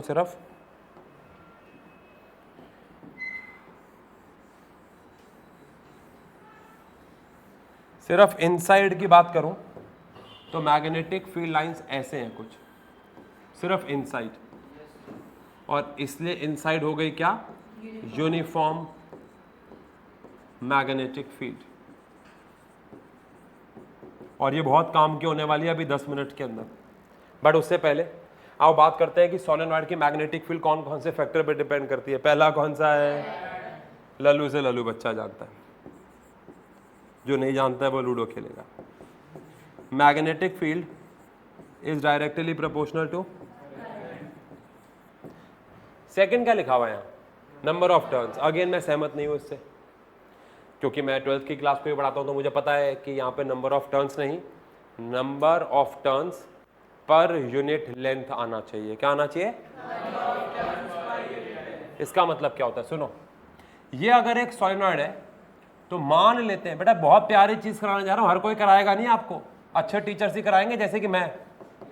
हाँ, मान लो इसमें कितने टर्न्स हैं, 50 टर्न्स। कितने टर्न्स हैं, और नीचे वाले में 25 टर्न्स हैं। कितने टर्न्स हैं, 25। तो स्ट्रॉन्गर मैग्नेटिक फील्ड कौन पैदा करेगा, इसके हिसाब से जिसमें नंबर ऑफ टर्न्स ज्यादा है वो ज्यादा पैदा करेगा, यानी कि 50 वाला। बट एक्चुअली ये सिर्फ टर्न्स पे नहीं, कितने लंबाई में वो टर्न्स है उस पर भी डिपेंड करता है। अब सुनो मैथ्स, इसमें 50 टर्न्स है 50 सेंटीमीटर की लंबाई में, यानी हमें 50 टर्न्स लगाए 50 सेंटीमीटर की लंबाई में, और इसमें 25 टर्न है सिर्फ 10 सेंटीमीटर की लंबाई में। कितने, 10 सेंटीमीटर। तो उसमें 50 टर्न्स है 50 सेंटीमीटर में, तो हर 1 सेंटीमीटर पे 1 टर्न है। इसमें 25 टर्न है 10 सेंटीमीटर पे, तो हर 1 सेंटीमीटर पे 2.5 टर्न्स है। तो कम जगह में ज्यादा टर्न्स किसके पास है, तो नीचे वाला स्ट्रॉन्गर मैग्नेटिक फील्ड पैदा करेगा। यानी कि magnetic field number of turns per depend नहीं करती है, number of turns per unit length. यानी कम, हमें नंबर ऑफ टर्न्स से फर्क नहीं पड़ता, हमें फर्क पड़ता है नंबर ऑफ टर्न्स, कम से कम लेंथ, कम से कम लेंथ में ज्यादा से ज्यादा टर्न्स चाहिए, ये जरूरी है। लेकिन सर अब हम तो 10th में हैं, अब हम क्या करें, आपके लिए तो क्या ही है, बताना मेरा फर्ज था। तो यहां पे नंबर ऑफ टर्न्स ही आएगा, बट मैं आपको जब आप पढ़ रहे होगे आपको याद आ जाए, मैं आपको बता दूं ये number of turns per unit length आता है, पर यूनिट लेंथ। तो अभी के लिए आप ऐसा कह लो कि हाँ, जो मैग्नेटिक फील्ड है ये डायरेक्टली प्रोपोर्शनल है किससे, नंबर ऑफ टर्न से। बट आपको पता होना चाहिए लेंथ भी मैटर करती है, सिर्फ टर्न से कोई लेना देना नहीं है। पाजी कुछ सवाल पूछ रहे थे आप,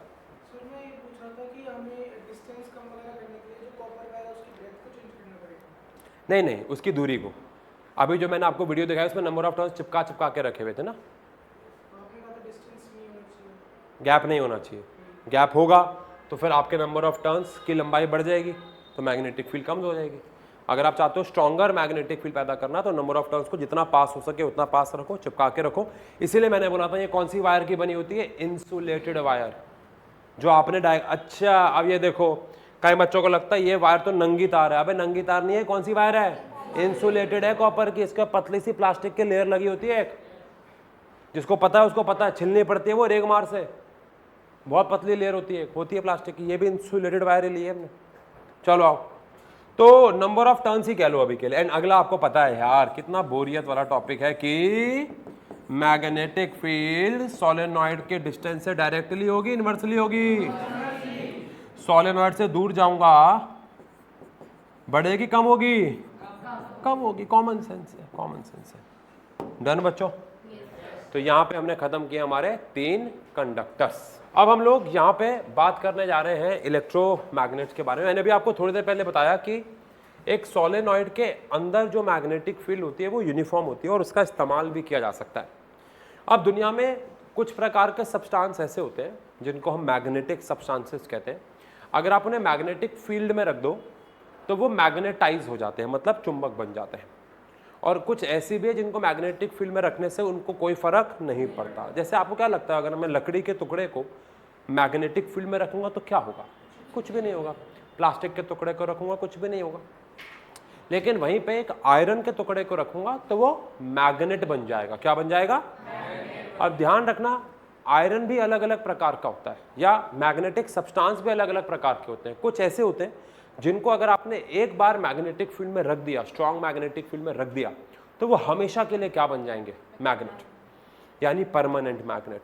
और कुछ ऐसे होते हैं जिनको आपने अगर मैग्नेटिक फील्ड में रखा तो वो तब तक तो क्या है?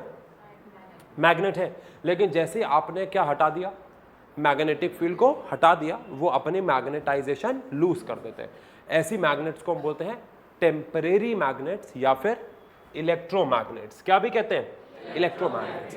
तो इलेक्ट्रोमैग्नेट्स बेसिकली टेम्परेरी मैग्नेट्स होती हैं जो तब तक मैग्नेट है जब तक हमने आसपास मैग्नेटिक फील्ड लगाई हुई है या करंट दौड़ाया हुआ है। जैसे ही करंट बंद, जैसे कि देखो ये एक सोलेनॉइड है, इसमें हमने स्विच लगा रखा है, और ये जो आप अंदर रॉड देख रहे हो, ये रॉड है सॉफ्ट आयरन की। किसकी है? सॉफ्ट आयरन का मतलब ऐसा नहीं है कि एक आयरन होगा जो सॉफ्ट होगा, नहीं। सॉफ्ट आयरन आयरन ही है, लोहा ही है, ये एक प्रकार है आयरन का, आयरन जैसा ही है, हार्ड है, मेल्टिंग बॉइलिंग पॉइंट काफ़ी हाई है।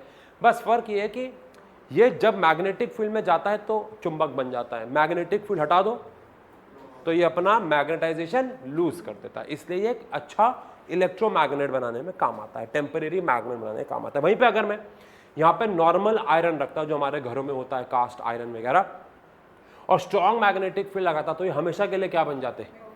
मैग्नेट। मुझे याद है एक बार हमारे घर में इलेक्ट्रीशियन कोई काम कर रहा था और उसने अपना पेचकस इस सॉकेट में डाल दिया और स्विच ऑन करके वो कुछ काम कर रहा था, और वो ना पेचकस अंदर भूल गया।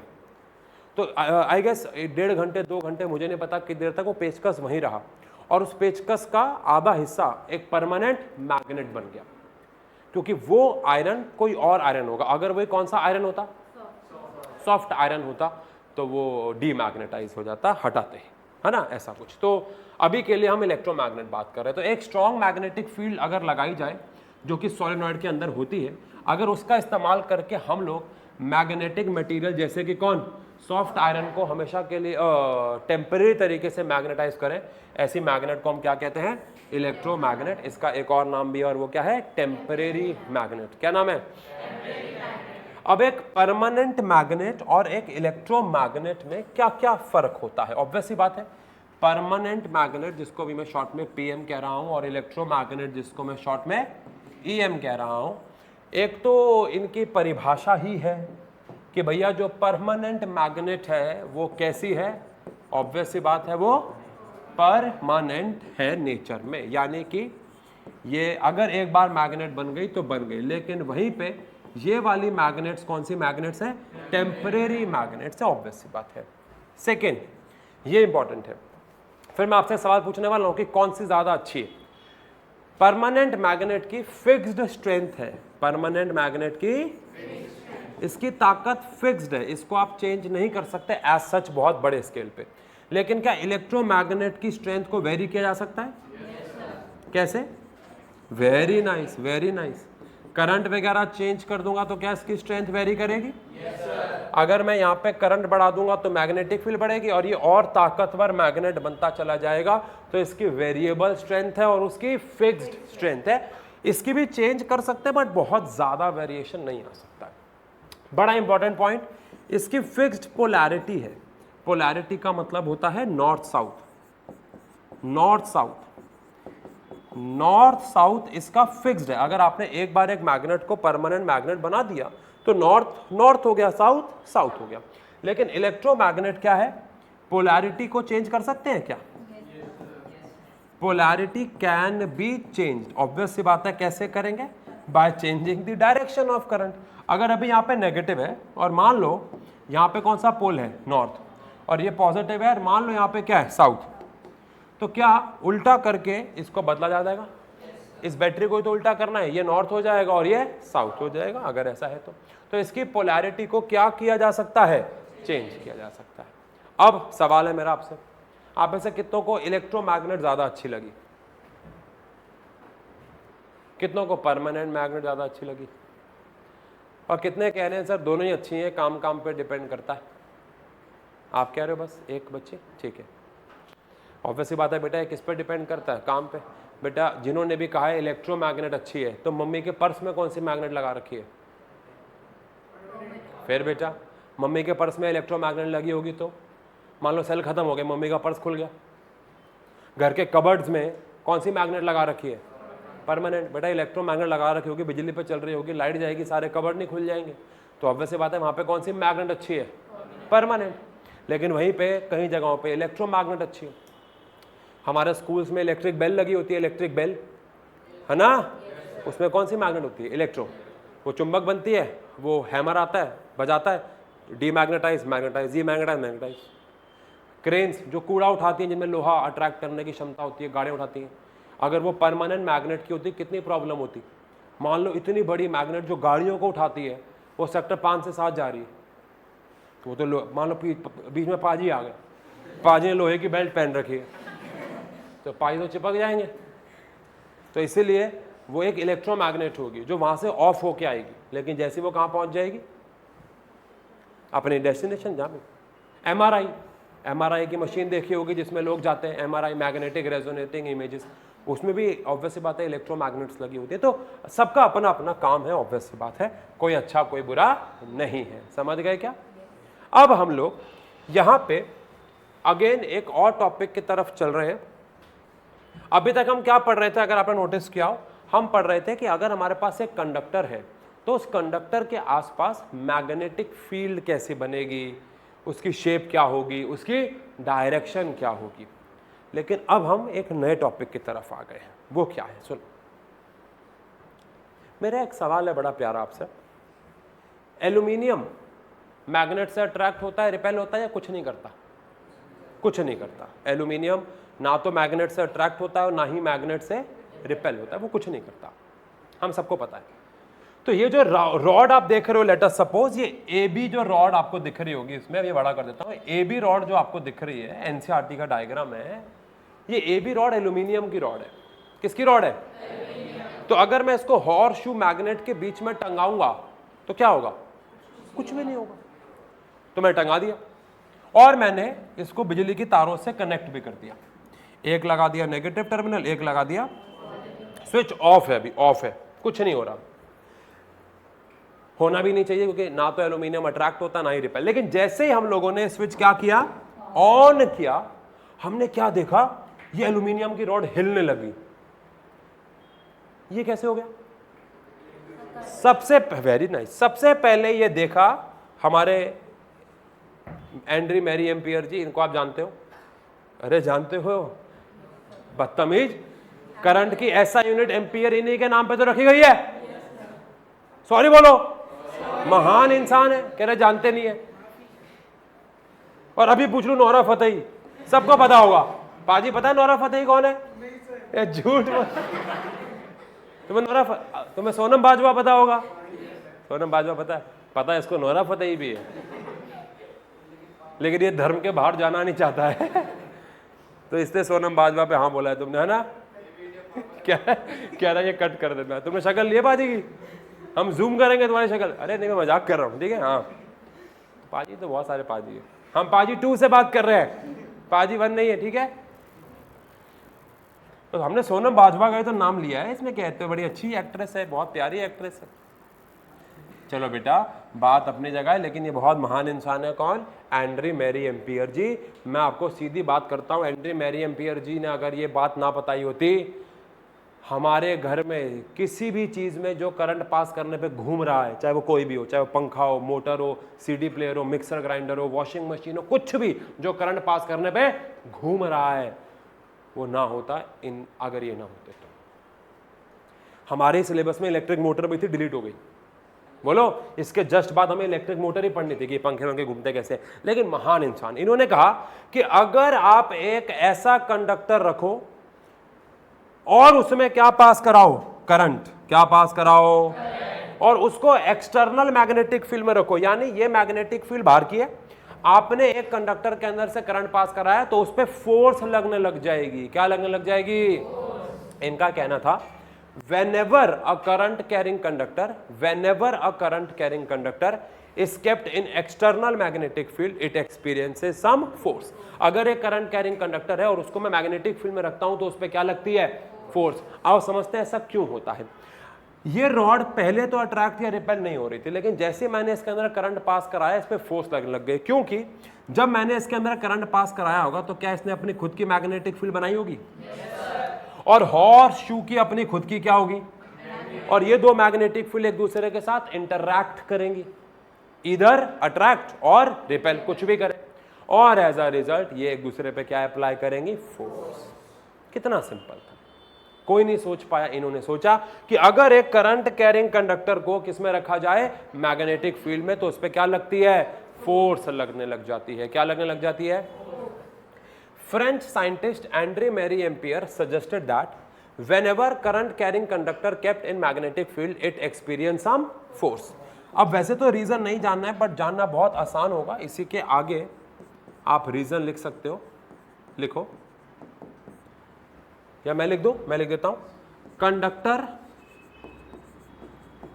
Produces it's own magnetic field, and this magnetic field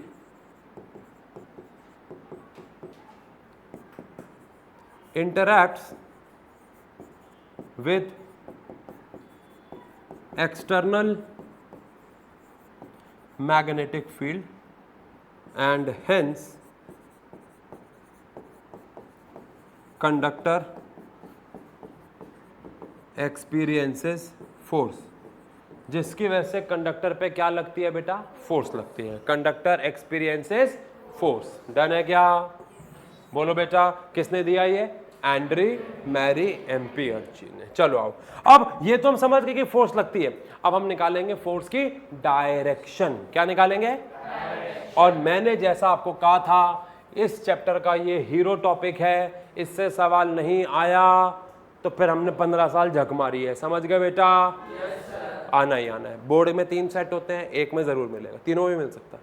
1 number का भी आ सकता है, 4 नंबर का भी आ सकता है, 3 नंबर का भी आ सकता है, कितने नंबर का भी आ सकता है, आएगा जरूर.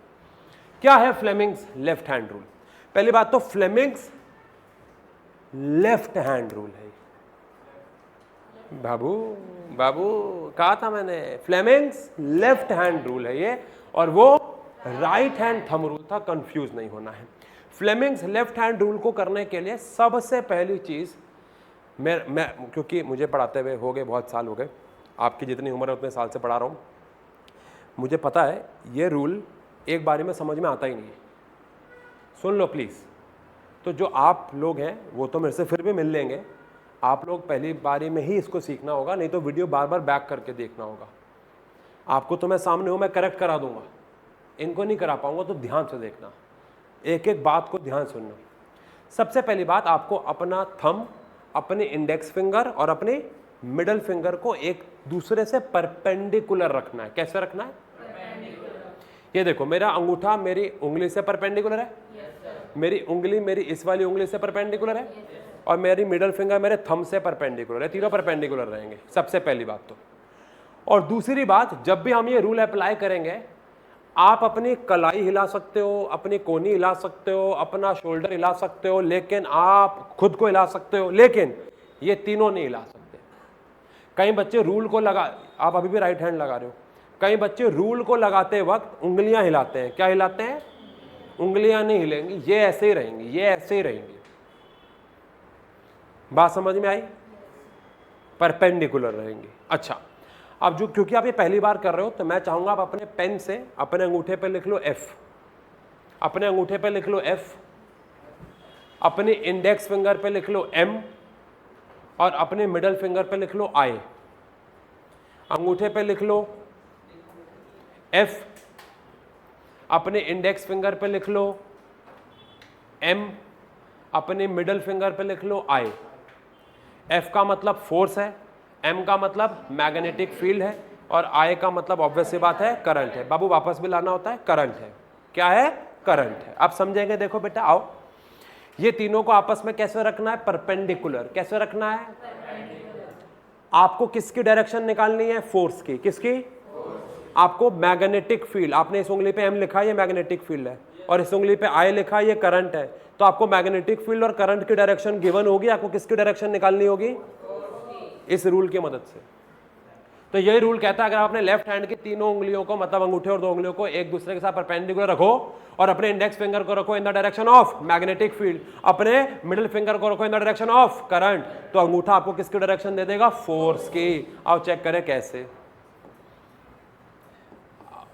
मुझे पता है ये नया रूल है, आपको इच्छा होगी आप खुद करो, लेकिन मैं चाहूंगा कि पहले के 2-3 सवाल मैं कराऊं, फिर 2-3 आप करना, तो बेहतर रहेगा। इधर आओ, साथ साथ करेंगे पहले 2 सवाल। अगर मान लेते हैं मैग्नेटिक फील्ड जा रही है इधर और किसी वायर में करंट आ रहा है नीचे, तो आपको फोर्स की डायरेक्शन निकालनी है। किसकी डायरेक्शन? सबसे पहले तो इन्हें परपेंडिकुलर रखेंगे, रख दिया। अब मैं आपके जैसे बैठा हुआ हूं, अगर मैं ऐसे बैठा हुआ तो आप कंफ्यूज हो जाओगे, मैं आपके साथ आपके जैसा बैठ जाता हूं। ये परपेंडिकुलर रख दिया, मैग्नेटिक फील्ड कहां है? लेफ्ट है, तो आपकी ये वाली उंगली लेफ्ट में जानी चाहिए।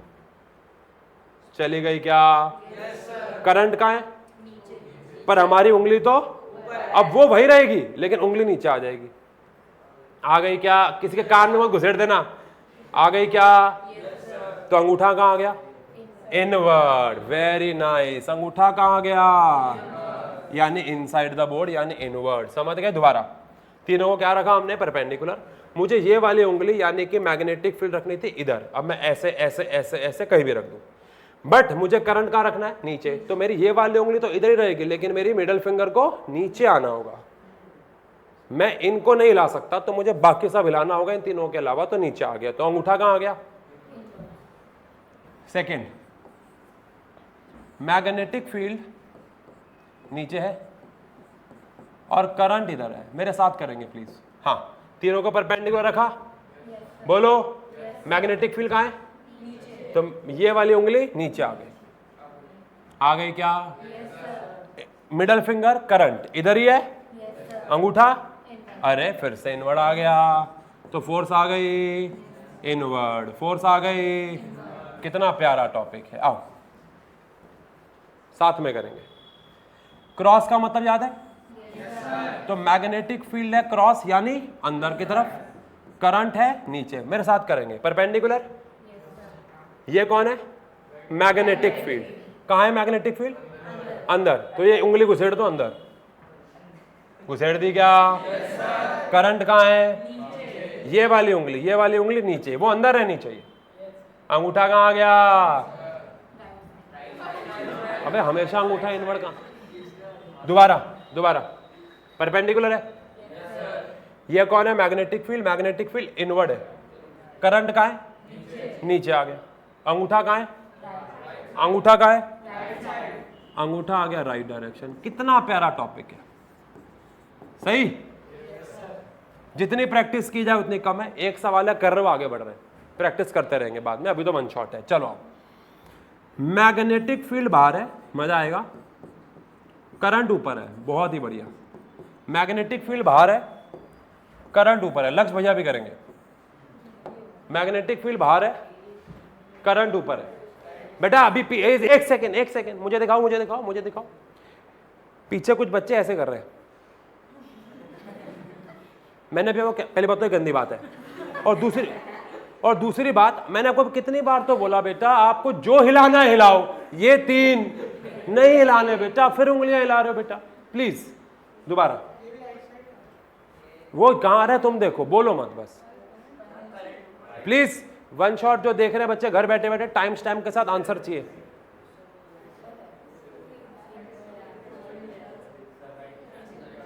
देखो इन्हें ये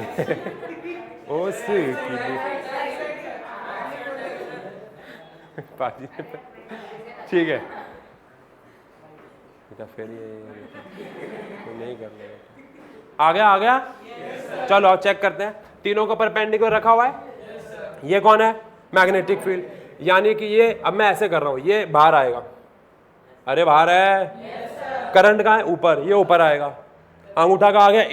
इधर बोले तो पाजी ने बिल्कुल सही किया, राइट।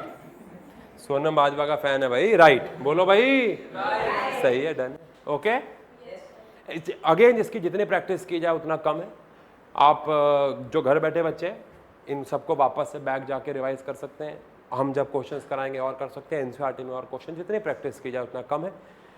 बट लास्ट बार बोलूँगा, ये तीनों कॉन्फ़िगरेशन हिलने नहीं चाहिए, आपको हिलना पड़ जाए, कंधा मोड़ना पड़ जाए, ये नहीं हिलेंगे, ये ध्यान रखना है आपको। चलो ठीक है, आगे बढ़ते हैं और इस चैप्टर को ख़त्म करते हैं बेटा आज।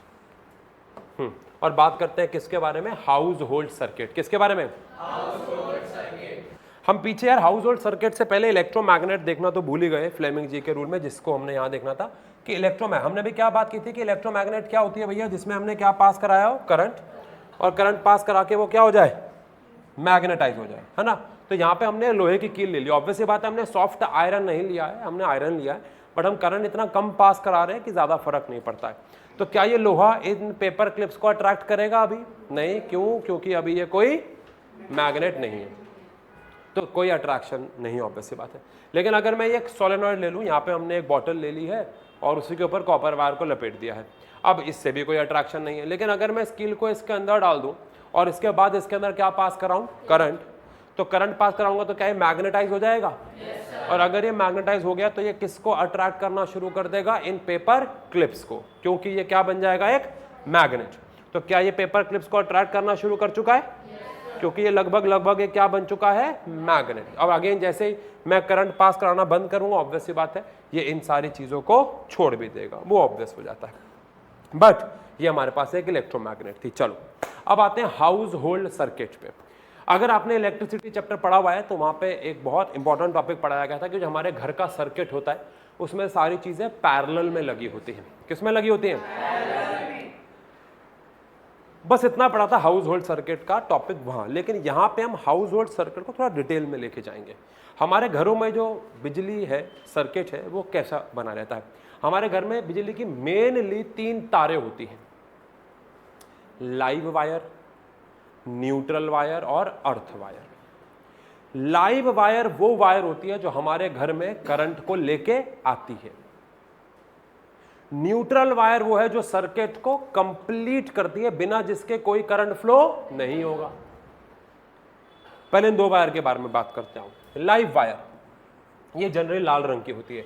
Live wire is a wire that carries an electric current. Obvious बात है हमारे घर में वो पोल से बिजली को लेके आती है। इसको हॉट वायर भी बोलते हैं और इसको हम लोग लाल रंग से दिखाते हैं। कुछ देशों में इसे कौन सा रंग से भी दिखाया जाता है, पर हमारे इंडिया में साइन कन्वेंशन इसका रेड है। क्योंकि इंडिया की बात हो रही है अभी, तो मैं इसको हटा देता हूं, आप कंफ्यूज ना हो जाओ। तो हमारे यहाँ पे तो इसे लाल रंग से ही दिखाया जाता है, बाय कन्वेंशन, बाय। बेटा ऐसे तो हमारे घर में पीले रंग की तारें भी हैं। पीले तो कई साइन कन्वेंशन, मेरे घर में तो पिंक रंग की तार भी है। हमारे घर में एक्सटेंशन बोर्ड है, उसकी तार पिंक है। इससे क्या फर्क पड़ता है? वो साइन कन्वेंशन वाली वायर नहीं है। बट अगर आप कोई एक, जैसे मान लो ये हमारे पास कैमरा है, ये कैमरा कैनन का है, ऑब्वियसली बात है कंपनी है। इस तार, अगर मैं इसकी तार को काटूंगा तो मुझे अंदर 2 ही रंग की तार दिखेंगी इसके मेन वायर में। एक होगी लाइव जो कि रेड होगी और एक होगी न्यूट्रल जो कि ब्लैक होगी। एक्स्ट्रा तारें जो घरों में लगी थी वो कोई भी रंग की हो सकती है। तो लाइव वायर वो है जो बिजली लेके आती है, लेकिन ये बिजली दौड़ेगी हमारे डिवाइस तक तब तक नहीं जब तक कोई वायर कंप्लीट नहीं करेगी सर्किट को। मैं आपसे क्वेश्चन पूछता हूं, अगर आप अपने घर में लाइव वायर को पकड़ लो और आप लकड़ी के पोडियम पे हो तो क्या आपको करंट लगेगा? नहीं। लेकिन अगर आप अपने घर में ये लाइव वायर आई, इस लाइव वायर को पकड़ के नंगे पैर जमीन पे खड़े हो जाओ तो अब आप बन गए न्यूट्रल वायर। क्या बन गए? जो बिजली आपके थ्रू जमीन में जाने लग गई। और अगर रास्ते में अब मैं क्या लगा दूं, एक बल्ब, तो वो जगमगा, ऑब्वियसली बात है आप भी जगमगाओगे, साथ में आप भी जगमगाओगे, लेकिन बल्ब भी जगमगा जाएगा। समझ गए बेटा? तो आपको ये तार ना पकड़नी पड़े, ऑब्वियसली बात है। इसके लिए हमने एक कौन सी वायर बना दी? न्यूट्रल वायर, जो सर्किट को कंप्लीट करती है। उसमें एज सच कोई करंट नहीं होता। मैं एक वर्ड नहीं बोलना चाह रहा, बस वो पोटेंशियल डिफरेंस कॉज करती है। ये वर्ड अभी आपके लिए आपने सीखा हुआ है बट उतना इंपॉर्टेंट नहीं है, कंफ्यूज ही करेगा। तो अभी के लिए बस सर्किट को क्या करती है, कंप्लीट करती है। आप दोनों को पढ़ते हैं ना पहले, फिर कोई डाउट होगा तो पूछते हैं। Neutral wire, neutral wire completes the क्या, circuit by returning the electricity to the source after it pass through कौन, अप्लायंसेस। इसके अंदर एज सच कोई करंट नहीं होता है, बट इसके बिना हमारे घर में करंट फ्लो नहीं होगा। और ये जनरली कौन से रंग की होती है, ब्लैक कलर की होती है। फिर आती है कौन सी वायर, आपने देखा होगा जो भी हेवी मेटल अप्लायंसेस होते हैं, microwave oven, iron, geyser, CPU, AC, जो बहुत ज़्यादा करंट लेते हैं। अब जो बहुत ज़्यादा करंट लेता है ना, उसमें करंट यानी चार्ज का लीकेज हो जाता है। क्या हो जाता है, और वो लीकेज हुआ हुआ चार्ज सीपीयू के ही बॉडी पे बैठ जाता है, गीजर के ही बॉडी पे बैठ जाता है, वॉशिंग मशीन के ही बॉडी पे बैठ जाता है, कूलर की ही बॉडी पे जाके बैठ जाता है। और अगर आपने नंगे पैर छू लिया उसको तो वो सारा आपकी बॉडी से होता हो तो धरती पे जाएगा, आपको शॉक लगेगा, रिस्की हो सकता है। हमारे घर में, मेरी नानी जी के घर में ना, पहले के ज़माने में घर में ऐसा होता कि 4 मंजिल घर है और चारों मंजिल में ऐसे एक सन रूफ टाइप होती थी, हर फ्लोर में वो छेद होता था, छत दिखती थी उससे धूप आती थी तो बारिश भी आती थी। उसी के नीचे कूलर था। तो एक दिन बारिश आई हो कि कूलर वूलर गीला हो गया, उन्होंने अपना डॉग वहाँ बांध रखा था, तो किसी ने क्या ऑन कर दिया, कूलर, डॉग भौंकने लग गया। हमने कहा ऐसे क्या हो गया, फिर हमने कहा कूलर बंद कर देते हैं, कूलर बंद किया, नॉर्मल हो गया, फिर चला भौंकने लग गया। हमने कहा शायद इसे कूलर पसंद नहीं आ रहा, चलता हुआ। तो कूलर चलते चलते मेरे मामा जी ने कहा कि बेटा क्या, जैसे पकड़ा तो उसमें करंट था, समझ रहे हो। तो वो उस कुत्ते को बार बार क्या लग रहा था, करंट लग रहा था, और उनको लगा ऐसे कूलर पसंद नहीं है, एसी मांग रहा है शायद। मतलब विद रिस्पेक्ट, ऑब्वियस बात है वो खतरनाक था, ज़्यादा लग सकती थी उस डॉग को, बट द पॉइंट इज कि हाँ वो एक इंसिडेंट है। तो स्टैटिक चार्ज भी बोलते हैं इसको, जो एक्स्ट्रा चार्ज लीक होके मेटल के सरफेस पे आ जाता है। अर्थ वायर क्या करती है, ये तीसरी वायर हमारे सॉकेट में अंदर होती है। हमारे घर में जो सॉकेट होता है, ठा ठा ठा, ये ऊपर गोलू होता है ना, गोलू, ये जो ऊपर वाला गोलू होता है, ये अर्थ वायर से कनेक्टेड होता है, जो धरती पर जा रही होती है। तो और यहां से जो तार, हमारा जो मल्टी पिन प्लग, वो 3 पिन प्लग लगता है, उसमें जो ऊपर वाला गोलू होता है, वो वाला गोलू हमारे मेटल के सरफेस से कनेक्टेड होता है। तो जो भी मेटल के सरफेस पे चार्ज होता है वो इससे होता यहां जाता है, और ये धरती में पीछे जाए कनेक्टेड किससे, अर्थ से। सारा चार्ज कहां फेंक देती है, अर्थ पे। अगेन, अगर आपके घर में बिजली की सर्किट सस्ता है तो हो सकता है आपके यहाँ पे इलेक्ट्रिशियन ने कौन सी वायर डाली ना हो, अर्थ वायर। सेक्टर 5 में हमें घर में रहते थे, बड़ा छोटा छोटा करंट लगता रहता था हमें। तो हमारे सेक्टर 5 के बड़े फेमस इलेक्ट्रिशियन है अशोक भैया, मोस्ट वायरल भाई साहब, बहुत बिजी आदमी है, अंबानी से भी ज़्यादा बिजी आदमी है वो। उनको हमने बुलाया, हमने कहा भैया करंट लग रहा है यार, क्या चक्कर है। उन्होंने सर्किट खोले घर के, पूरे घर में कौन सी वायर डली नहीं हुई थी। बिल्डर लोग बना देते हैं कभी कभार सस्ते में, थोड़ा तो नहीं डालते हैं अर्थ वायर, बड़ा खतरनाक हो सकता है, क्योंकि आपके डिवाइस में तो है लेकिन अंदर से कौन सी वायर डली नहीं हुई है, तो कौन चार्ज को धरती तक लेके जाएगा, समझ रहे हो। तो अर्थ वायर क्या एक सेफ्टी डिवाइस हो गया, सेफ्टी डिवाइस, यस, क्योंकि ये लीक्ड चार्ज को कहां ले जाता है, अर्थ पे। तो एन अर्थ वायर एक मेटल वायर है दैट कनेक्ट्स, जो अप्लायंस का मेटल केस है उसको ये कनेक्ट करता है अर्थ से। It passes extra leaked charge into the earth which is called earthing, और इस प्रोसेस को क्या कहते हैं, और ये जनरली कौन से कलर का होता है, ग्रीन कलर का होता है। कौन सा कलर का होता है, समझ गए क्या। तो अर्थ वायर को अब छोड़ देते हैं थोड़ा, अब बात करते हैं लाइव और न्यूट्रल। तो लाइव वायर में करंट आता है, लगभग हमारे इंडिया में 220-230 वोल्ट आता है, और न्यूट्रल वायर में 0 वोल्ट है। अब इसके बीच में आप क्या लगा दोगे, कोई भी डिवाइस, और वो चल पड़ेगा। इसमें से एक छेद, ये तो गोलू तो अर्थ है, गोलू को छोड़ो, ये वाला है, इनमें से मान लो लाइव, और ये कौन है, न्यूट्रल। अब इसके बीच में आप अपना मिक्सर, ग्राइंडर, वॉशिंग मशीन कुछ भी लगा दो, चल जाएगी। तो ऐसे बिजली काम करती है। लेकिन अगर आपने इनको आपस में सीधा कनेक्ट कर दिया, अगर आपने अपने घर में एक वायर में, एक गोलू में तार डाली और दूसरी घुमा के यहां डाल दी और स्विच ऑन कर दिया, ऑब्वियस बात है आपके घर में अगर एमसीबी है तो वो गिर जाएगी, बट अगर नहीं है, फ्यूज भी नहीं है, तो शॉर्ट सर्किट हो जाएगा। क्या हो जाएगा, घर में आग भी लग सकती है। क्यों, आप लाइव वायर और न्यूट्रल वायर के बीच में एक डिवाइस लगाते थे, रेजिस्टेंस लगाते थे, बल्ब लगाते थे, उनमें कुछ रेजिस्टेंस याद आ रहा है। अब आपने क्या किया, लाइव और न्यूट्रल को सीधा कनेक्ट कर दिया, इससे सर्किट में रेजिस्टेंस बहुत कम हो गया, करंट बहुत ज्यादा हो गया। इतना ज्यादा करंट हो गया कि वो हीट पैदा करेगा, आग लगेगी, स्पार्क होंगी, और इसे बोलते हैं शॉर्ट सर्किट। क्या बोलते हैं? जब लाइव वायर न्यूट्रल वायर से गलती से टच हो जाती है, एक्सीडेंटली टच हो जाती है किसी भी कारणवश, तो होता क्या है कि सर्किट का रेजिस्टेंस बहुत कम हो जाता है और करंट बहुत ज्यादा बढ़ जाता है। इसे क्या बोलते हैं? Short circuit. यहां पे क्या लिखा हुआ है देखो, फिर इसकी आसान परिभाषा भी लिखते हैं। अ शॉर्ट सर्किट एक फॉल्ट है, कोई जान के नहीं करता, एक फॉल्ट है that occurs when a circuit has क्या, जिसमें रेजिस्टेंस बहुत लो हो और पावर बहुत ज्यादा क्या हो जाए, डेसिपेट हो जाए कनेक्शन की। बट थोड़ा सा अजीब भाषा है, इसको आसान भाषा में लिखता हूं। When live wire accidentally comes in contact with कौन सी वायर? न्यूट्रल वायर,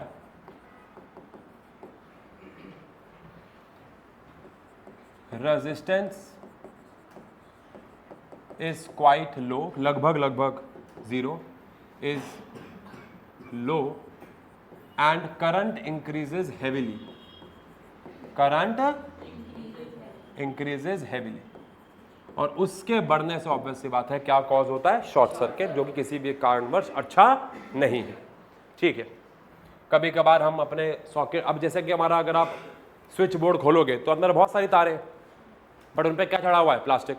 कभी कभार वायर की क्वालिटी गंदी होती है, प्लास्टिक उतर जाता है, वायर कॉन्टैक्ट में आ जाती है और शॉर्ट सर्किट हो जाता है। लेकिन शॉर्ट सर्किट का एक और कारण भी है, और वो क्या है? अब आपने देखा होगा कई लोग एक ही सॉकेट में बहुत सारी चीजें एक साथ चलाते हैं, एक्सटेंशन लगा लेते हैं, उसमें 20 चीजें चला रहे हैं, मल्टीपिन प्लग लगा रहे हैं। मैं तो एक इंसान से मिल चुका हूं जिसने अपने घर में मल्टीपिन प्लग लगाया, उसमें 1 2 3 4 चीजें, और फिर मल्टीपिन प्लग के आगे एक और मल्टीपिन प्लग लगाया हुआ था, और फिर उसमें 4 चीजें लगा रखी हैं। तो बहुत रिस्की होता है। कभी आपने देखा होगा जब आप कंप्यूटर कोई भी एक अच्छी चीज खरीद के लाते हो, उस पर लिखा होता है never use extension board, because extension board overloading cause करता है। क्या कॉज करता है? या फिर आपने अपने घर में छोटे स्विच के अंदर बड़े चीजें चला दी। जैसे एक बारी की बात है, हमारे किचन में हमें माइक्रोवेव ओवन लगाना था, उसमें वहां पे पावर का स्विच नहीं था, समझते? पावर का, अब वो वाला घुस नहीं रहा था उसमें, तो हमारे घर में किसी ने वो काट दिया और 2 तारें उसमें डाल दी, चल तो गया। लेकिन आपको पता है लॉन्ग टर्म पे क्या होगा? जो वो स्विच बनाया गया था छोटे वाला, उसको काम करने के लिए बनाया गया था 5-6 एम्पियर पे। कितने पे? माइक्रोवेव ओवन खींचता है 10-15 एम्पियर, वहां पे वो ओवरलोडिंग हो जाएगी। तो जब आप किसी ऐसी जगह से ज्यादा काम करवा रहे हो जो कम काम करने के लिए बना हुआ है, जिससे आप ज्यादा करंट खींच रहे हो, वो कम करंट पे काम करने के लिए बना हुआ है, इसको बोलते हैं ओवरलोडिंग। इस छोटे से स्विच पे वो जो गोलू होता है हमारा, इस छोटे से स्विच पे एक चार्जर लगा दिया, ठीक है, टीवी चला दिया, ठीक है, लेकिन आपने बहुत भारी चीजें चला दी तो ओवरलोडिंग हो जाएगी। ओवरलोडिंग से अगेन हीटिंग इफेक्ट पैदा होता है, और हीटिंग इफेक्ट से शॉर्ट सर्किट हो सकता है। क्या हो सकता है? कैसे बचे ओवरलोडिंग से? एक्सटेंशन, मल्टीपिन प्लग का इस्तेमाल अवॉइड करें, पावर वाले स्विच पे पावर डिवाइस चलाएं, छोटे वाले स्विच पे छोटी चीजें चलाएं। डन है क्या? चलो चैप्टर खत्म करते हैं, 2 टॉपिक रह गए हैं बस। हमारा घर का हाउस होल्ड सर्किट दिखता कैसा है? ये हमारे घर का मीटर है, मीटर में कौन सी तार आती है? लाइव, न्यूट्रल का कोई सेंस नहीं है। यही लाइव वायर मीटर से और फ्यूज से दोनों से पास होती है। ये कौन है? हमारे घर का बिजली का मीटर, और ये कौन है? फ्यूज। फ्यूज याद है?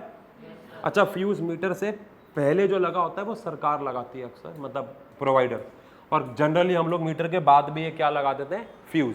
खैर अब तो फ्यूज लगता ही नहीं, अब तो MCBs लगती हैं, ठीक है। लेकिन ये सवाल बहुत आता है एग्जाम में कि फ्यूज कहाँ लगता है, तो फ्यूज लगता है कौन सी वायर पे? लाइव वायर, वो भी कैसे? सीरीज में। ये ध्यान रखना। क्या काम याद है फ्यूज का? इलेक्ट्रिसिटी, ज्यादा करंट आएगा, पिघल जाएगा, सर्किट को तोड़ देगा, वही वाला काम। लाइव वायर फ्यूज से, मीटर से, डिस्ट्रीब्यूशन चैनल, इसको आप छोड़ सकते हो वैसे, बट आपको पता होगा एक बिल्डिंग में अगर 4 घर है तो फिर चारों में वो डिवाइड होगा, या एक ही घर में 4 कमरे हैं तो चारों कमरे का अलग अलग सर्किट है। कभी ऐसा हुआ आपके एक ही कमरे की लाइट गई हो बस? हुआ होगा कभी? तो इसका मतलब है आपके घर में हर एक कमरे का सर्किट अलग बना हुआ है, तो ये डिस्ट्रीब्यूशन चैनल है, इसको आप छोड़ सकते हो। बट हाँ, यहां से लाइव वायर आई, हर एक गोलू के एक छेद में कनेक्ट हो गई, सही? ये कौन सी वायर है? ये हर एक गोलू के ऑपोजिट छेद में कनेक्ट होगी, सही।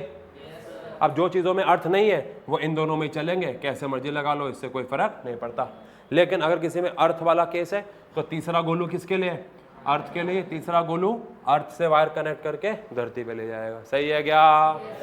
सही है क्या? अच्छा नोटिस करो, ये सब सीरीज में लगे हुए हैं या पैरेलल में? ये हम बिजली में चैप्टर में, इलेक्ट्रिसिटी चैप्टर में पढ़ चुके हैं। डन, खत्म करें चैप्टर, आ जाओ।